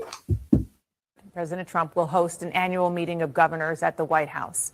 He's only inviting Republican governors to that, which is traditionally a bipartisan event. Right. And he's specifically excluding you and Democratic Governor Jared Polis from a separate dinner. You're the vice chair of the National Governors Association. Do you know why you are being called out and excluded? It's particularly confusing because just a few weeks ago, I led a group of Democratic and Republican governors to the White House, and we had a meeting with the White House where we signed a memorandum of understanding around energy and trying to increase energy supply and bring down energy costs. And so one thing I know is that you can uninvite, you can untweet, but you can never erase. And so if I was selected by my peers, both Democratic and Republican governors, to serve as the vice chair of the National Governors Association, we focus on getting things done for our people, and we're not interested in being able to go to fancy dinners with the president if he wants to exclude certain members. So since the president decided, like this cat here, this brother, you know what I'm saying, is so brainwashed out that he don't even see the writing on the wall. It was just like the video you showed with God Locked. Yeah, you know what I'm saying. Like these cats is so that this is mental illness that you watching right here live on the air by a cat who's a so-called governor, went to probably the white man school, got the top education. You know what I'm saying. And you see right now, you know what I'm saying, while being in this truth is more important than getting the education from the white man. They didn't even answer the question. They did. He windmilled like, but we don't want to go anyway. That's how he spoke. That's it. But he not addressing what the actual question she had, right? Because he should have. Yeah, he should have. What was wrong with that? Like that's the thing about white people, man. They put the camera, you know what I'm saying, and Mike in front of you, Uncle Tom Negroes, you know what I'm saying, just to see if you ready to be a man. Like she gave him an opportunity to see if he ready to be free, and he ain't even peeping. You know what I'm saying? And she said, you know, he a chump. He just got pumped. Right? They don't even realize it. Play the rest of it. that I'm not going to be invited. This will not be an NGA event. Meaning what? Meaning the NGA will not support this dinner. If the president wants to have a dinner with his friends and have a black tie dinner with his friends on that night, that is perfectly fine. It will not be an NGA event. And you have a commitment from Republican governors on that? Oh, we have a commitment from the organization. This is a bipartisan. She's saying, did the Republicans say that shit? The organization. Right. He did not answer the question. He's the head of the organization. She is straight up, you know what I'm saying, punking him live on the air. Any points on this, Ogden? Yeah, if I could, Please. real quick. It's so much to this. You know what I mean? Which let us know we don't have our own spirit.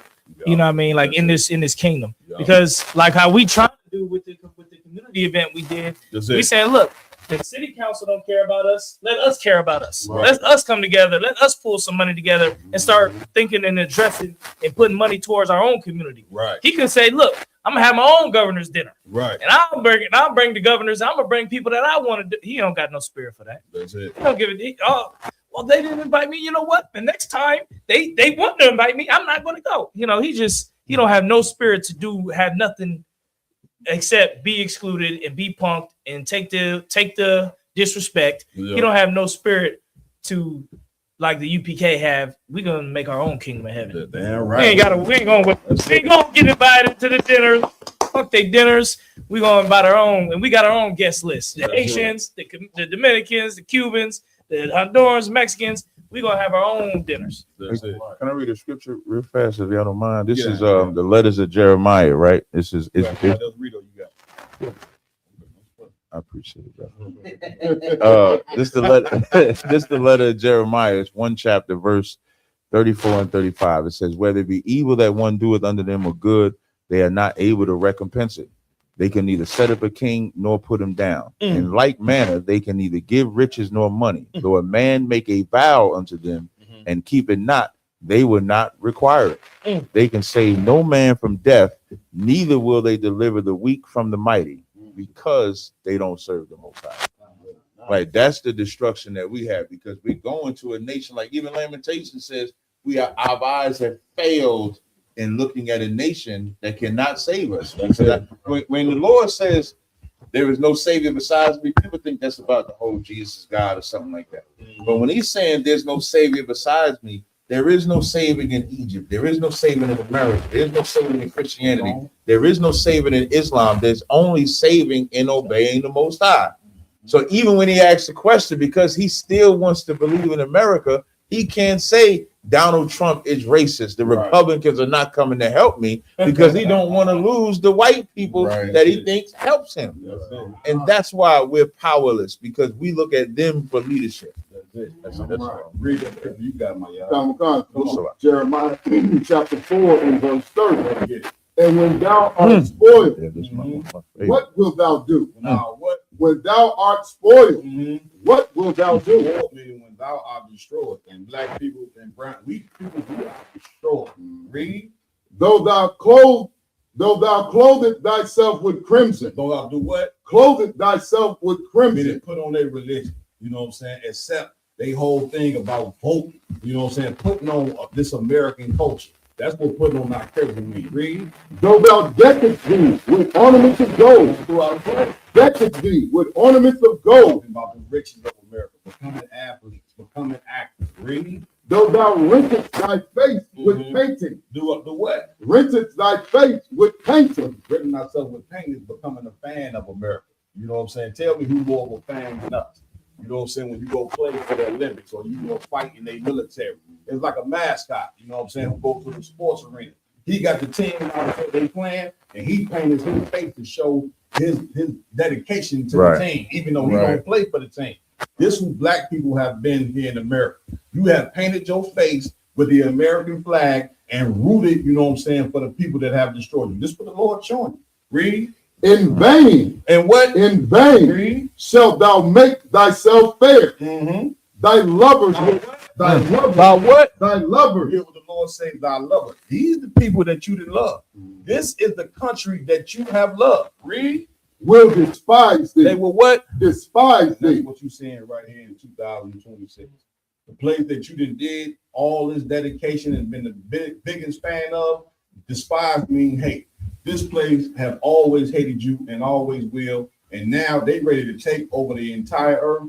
And in the process of them taking over the entire earth, they doing what Hitler did, you know what I'm saying, to the fake Jews during the time, you know what I'm saying, of World War II, I mean, which is what they do when they came up with the so-called Jews. They had a thing called the final solution. And this is what you black and Hispanics don't understand what's taking place here in America is that they're preparing the final solution for you. And what is the final solution? Slaughter. Right. Getting rid of you completely. They starting with I ain't gonna say starting with the Hispanics, because they've been oppressing us both for a very long time. But that's what you see in ICE. ICE is, let's see how the country reacts to us treating these people in this manner. Let's see if we able to get away with it. And they're getting away with it. And now that they're getting away with it, you know what I'm saying, you so-called Negroes, you next in line. You Negroes talking about, we ain't got nothing to do with this. We ain't getting involved. Listen, the UPK, we getting involved. We come together with our Hispanic brothers and sisters. You know what I'm saying? Because we know in the long run, we're going to need each other to survive, you know what I'm saying, this avalanche of hell that is coming our way. You understand? What we have? What's next? Come on, next up is a video going over the so-called real activism of the civil rights. Shout out to them sisters back there cooking that food through that door. That's Blair coming in the door, you know what I'm saying? They making it's hard to finish the podcast out there. In the late 60s, whenever Monahan report came out and said the black family was in trouble. 25% of our babies were being born out of wedlock. When the report came out, it says we need national action to save the black family. When Monahan gave the report to Johnson, Johnson made a statement. The civil rights organizations pushed back and called Monahan racist and said the black family is peripheral. They said the real problem, they said what you're doing is you're blaming the victim. The real problem is racism. So from that point, an activism started, but it was a different kind of activism. We had an activism that started right after we were freed as slaves. Men drove and walked miles and miles to find their wives and their children that they had been separated from. That was activism. And then, praise God, they went to work. That was activism. They raised their own food. They raised their own pigs, cows, and fed their families. They started their own schools and educated their children. And then before long, they were building their own businesses, their own hospitals, their own schools. That was the activism that said, don't give me nothing, just get out of my way, and I'll do it. And our children were educated in segregated schools, and they were safe there because they had dedicated teachers who understood that what I put in these children is going to lift up our race, even in a racist society. That was activism, strengthening the family. But we left off the family and went to marching and fighting the government and fighting the different aspects of society. And then we forgot the family, and guess what happened? We went from 25% of our babies being fatherless to 72% while we are electing black officials that sell us out and tell us to kill our babies and tell us we can cut off our little boys' thing. I don't need that activism. And we don't get caught up in this political rhetoric. These folks that fly. Y'all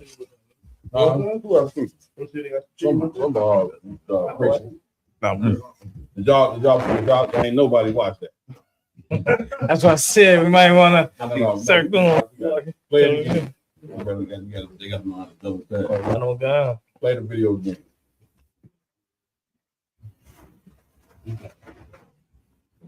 Let's focus in on it, finish the thing right. Everybody understand? Let's take a minute and just say this. Something happened in the late 60s whenever Monahan report came out and said the black family was in trouble. 25% of our babies were being born out of wedlock. When the report came out, it says we need national action to save the black family. When Monahan gave the report to Johnson, Johnson made a statement. The civil rights organizations pushed back and called Monahan racist and said the black family is peripheral. They said the real problem, they said what you're doing is you're blaming the victim. The real problem is racism. So from that point, an activism started, but it was a different kind of activism. We had an activism that started right after we were freed as slaves. Men drove and walked miles and miles to find their wives and their children that they had been separated from. That was activism. And then, praise God, they went to work. That was activism. They raised their own food. They raised their own pigs, cows, and fed their families. They started their own schools and educated their children. And then before long, they were building their own businesses, their own hospitals, their own schools. That was the activism that said, don't give me nothing, just get out of my way, and I'll do it. And our children were educated in segregated schools, and they were safe there because they had dedicated teachers who understood that what I put in these children is going to lift up our race, even in a racist society. That was activism, strengthening the family. But we left off the family and went to marching and fighting the government and fighting the different aspects of society. And then we forgot the family, and guess what happened? We went from 25% of our babies being fatherless to 72% while we are electing black officials that sell us out and tell us to kill our babies and tell us we can cut off our little boys' thing. I don't need that activism. And we don't get caught up in this. You know what I mean? Give brother a hand. You know what I mean? Now this is a pastor doing this. Right. You get it right on. They get right. Right. This right here shows you that they are ready to hijack what you doing in the UPK. You get what I'm saying? They watching. Everything he said, what that sound like? Nobody give me right on. Yeah, that sounds like the manager in your house. Because what he is saying, that all preachers should be saying is that whole doctrine that they've been pushing for so long have totally failed of joining the so-called white man. Now, here's the thing what he don't understand. He's going to have to give up that religion. Right. Because you can't get up there and be saying all this in the church, while teaching, that God loves everybody. That's what he don't understand. That's the hypocrisy of what he just said. But what he said was totally true. You know what I mean? What we at next? Come on. So next up. Get down real quick, please. I wanted to ask you a question yesterday. What's the importance? Why is it so important that of course, you always look at the room when it comes to IPK. It's a room full of black brothers. You know what I'm saying? But what's the importance? Why is it so important? It's really. I'm sorry. Say that. Oh, let's get.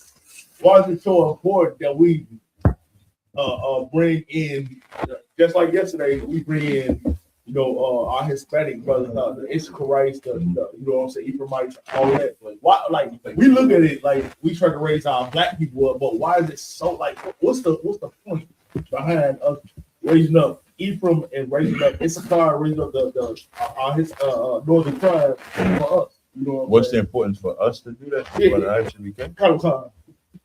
Because that's what God said. Like in Zephaniah 3:1, when it says, "Gather yourselves together, O nation not desired." Latinos and blacks are the most we are the undesirables. And when we say undesirable, it's not what you could do as cattle. Like chattel slavery. Chattel slavery is when they bred us to work for them. So that's not undesirable. Even the music, how they'll say, well, we influence the music and stuff like that. It's one thing to influence the music, but who builds their kingdom off that music? We don't. When they come to that music, everybody dancing to our music, and the generational wealth that comes from that music, the Sonys and the different record labels, that don't come in our pockets. That goes in their pocket. So we don't generate nothing with that. Basketball, we don't own none of the teams. Football, they crying about what's that, the Rooney Rule? The Rooney Rule in the NFL? Because this year, when it came to the coaches, what happened? All the white coaches. There's no black NFL team. There's no nothing. So even with all the so-called influence that we have, it doesn't give us anything. It gives them everything. So now us coming together, we have to free our minds. Like imagine as we build this kingdom, like 50 years is not a long time. We was in Egypt building ourselves together. It took 400 years before we came out of that captivity. So ISUPK was established in 1969. We're slowly beginning to bring Latinos, Native Indians, and blacks together. And then look what we're able to build in that short time. That's the importance of it.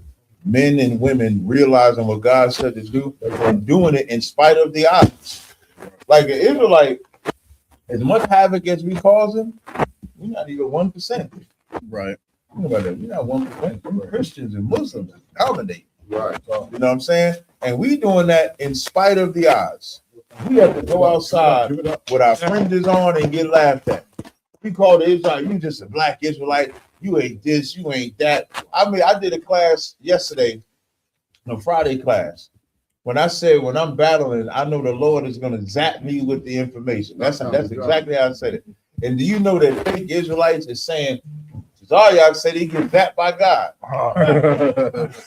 You can't be that fucking dumb, because that ain't my point. My point is, my belief in the Most High is that He gives me the understanding. Right. My belief is not that I'm gonna go to some theologian school or to some Christian apologetic to get the understanding of how to fix our people. There's something spiritual when I read that book that said, "Go wake your people up." I can't even tell you where it comes from. Like even when Paul said, it came. He saw, I think in Corinthians, when he talks about seeing something, he couldn't tell where it came from.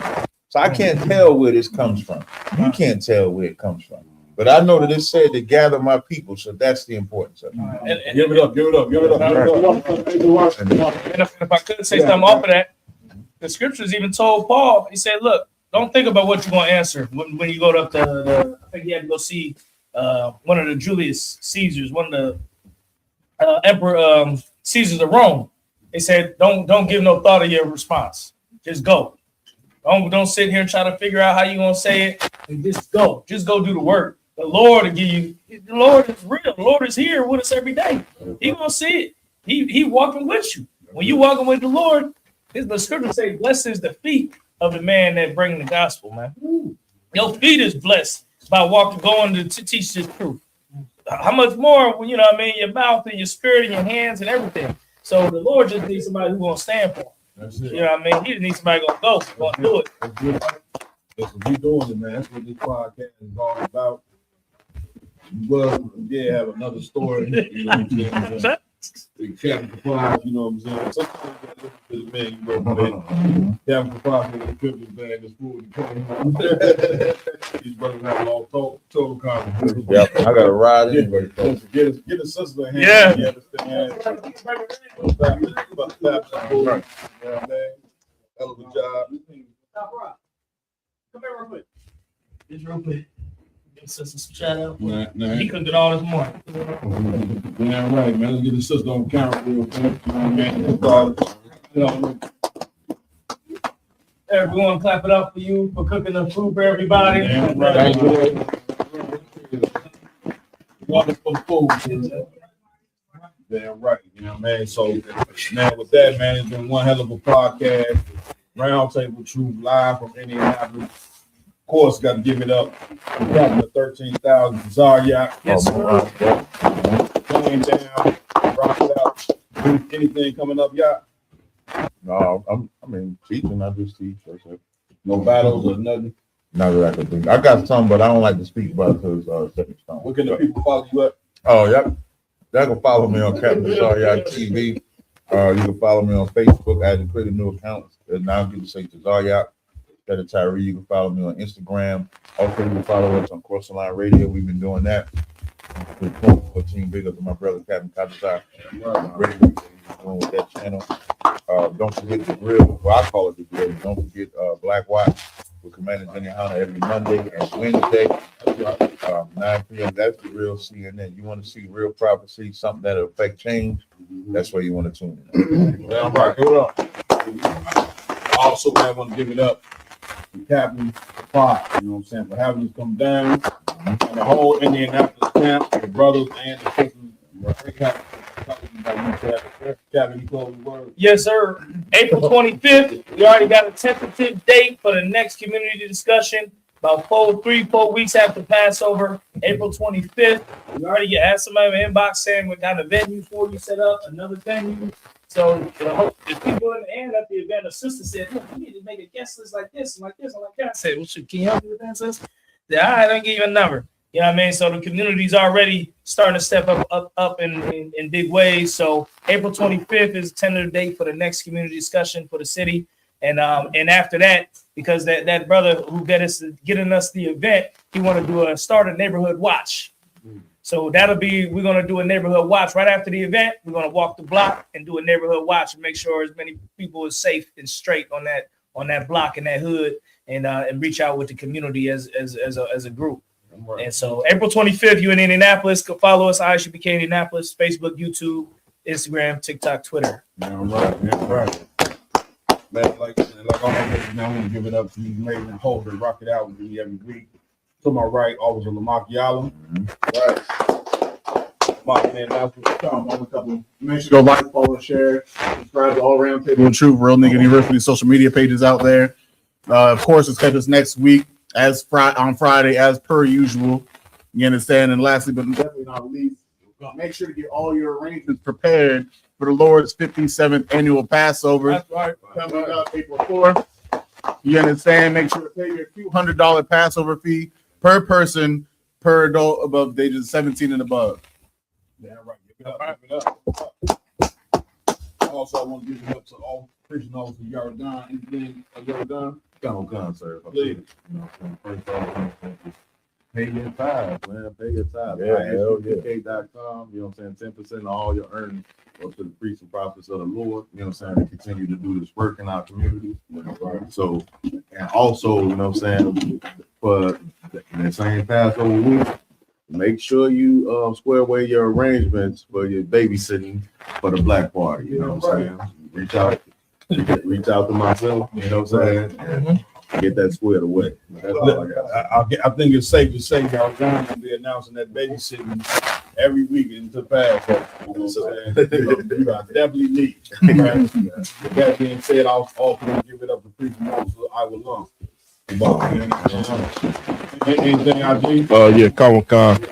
Make sure you join us February 28th at the Chicago School. We're gonna have Black History Month at the school. We're gonna have an open house from 12 p.m. to 3 p.m. with a Q&A session. And from 3 p.m. to 5 p.m. a class held by Officer 5,000 Round. Right. I also want to give it up for Mighty Man, my yard. Anything wrong? About that, bro. You know what I mean? No matter where you are in the world, you know what I'm saying? Go to ISUPK.com and find a local school in your area, because ISUPK is not a local organization. We are international. We are all over the entire world, whether Blacks, Hispanics, and Native Americans are. Go to ISUPK.com, call the number for the local school in your area, start attending classes. We got classes Monday through Friday from 7 to 9. And then every Saturday we have the Sabbath service. You know what I mean? Where we go through the entire Bible, starting from Genesis to Revelation. We give you the ancient Hebrew, the Lashwan Kodash, the holy separate tongue, which is our original language. We give you an English, the English translation, and a proper scripture breakdown so you can understand real Black history live. Right. Right. Give it up. Give it up. Give it up. Y'all also want to give it up to Big O Live for joining us here this morning. You understand? Comic Con, sir. Make sure you go subscribe to No Campus Bigo on YouTube. All the work we've been doing over the past, year and a half, almost 2 years. All the videos, all the battles, Trooper Halak Kadaji's been, behind the scenes working to make sure we get all the work and things that we've been doing from the time we ISUPK has been made a Bigo and took over Bigo. The work that we've been doing. Also, make sure you tune in every Sunday, because we will be returning, Big old biblical law class, 12 to 2 p.m. Eastern Standard. I will be teaching ISUPK Big old biblical law class. So tune in. If you have any questions, you can come there and learn, what the law is that you should and shouldn't be following. The Christian church does not teach you. That's the law is done away with. So make sure you tune in. Give it up. Let's also give it up. We got Captain Tazaryach, ISBK Southern Ohio in the building, Cincinnati. That's right. Officer Ryan, Officer Kazawan, Officer Tazaryach, Officer Papa, and a host of other brothers here. Please. We will tell a couple of brothers who've been tuning in for us today. Please, go ahead. Yo, just want to shout some brothers out. We'll be in the chat. We got Sister Yapar, Ash Yahawada, Bebeso. We got a whole lot of brothers in here. True Christian. You understand? We got brothers that donated also. We have I think Jose Israel donated $20. Shout out to that brother. You understand? Also, we got another super chat. Another brother. Yep, another brother right here. And we got Fool who donated another $10. So shout out to everybody who tuned in. Water. I'm giving up to my technical team going out. Officer Ramawan, get him a hand. Right. Officer Ramawan, get him a hand. Right. I am Captain Marquardt, under commanding. That's right. There has been a round table of truth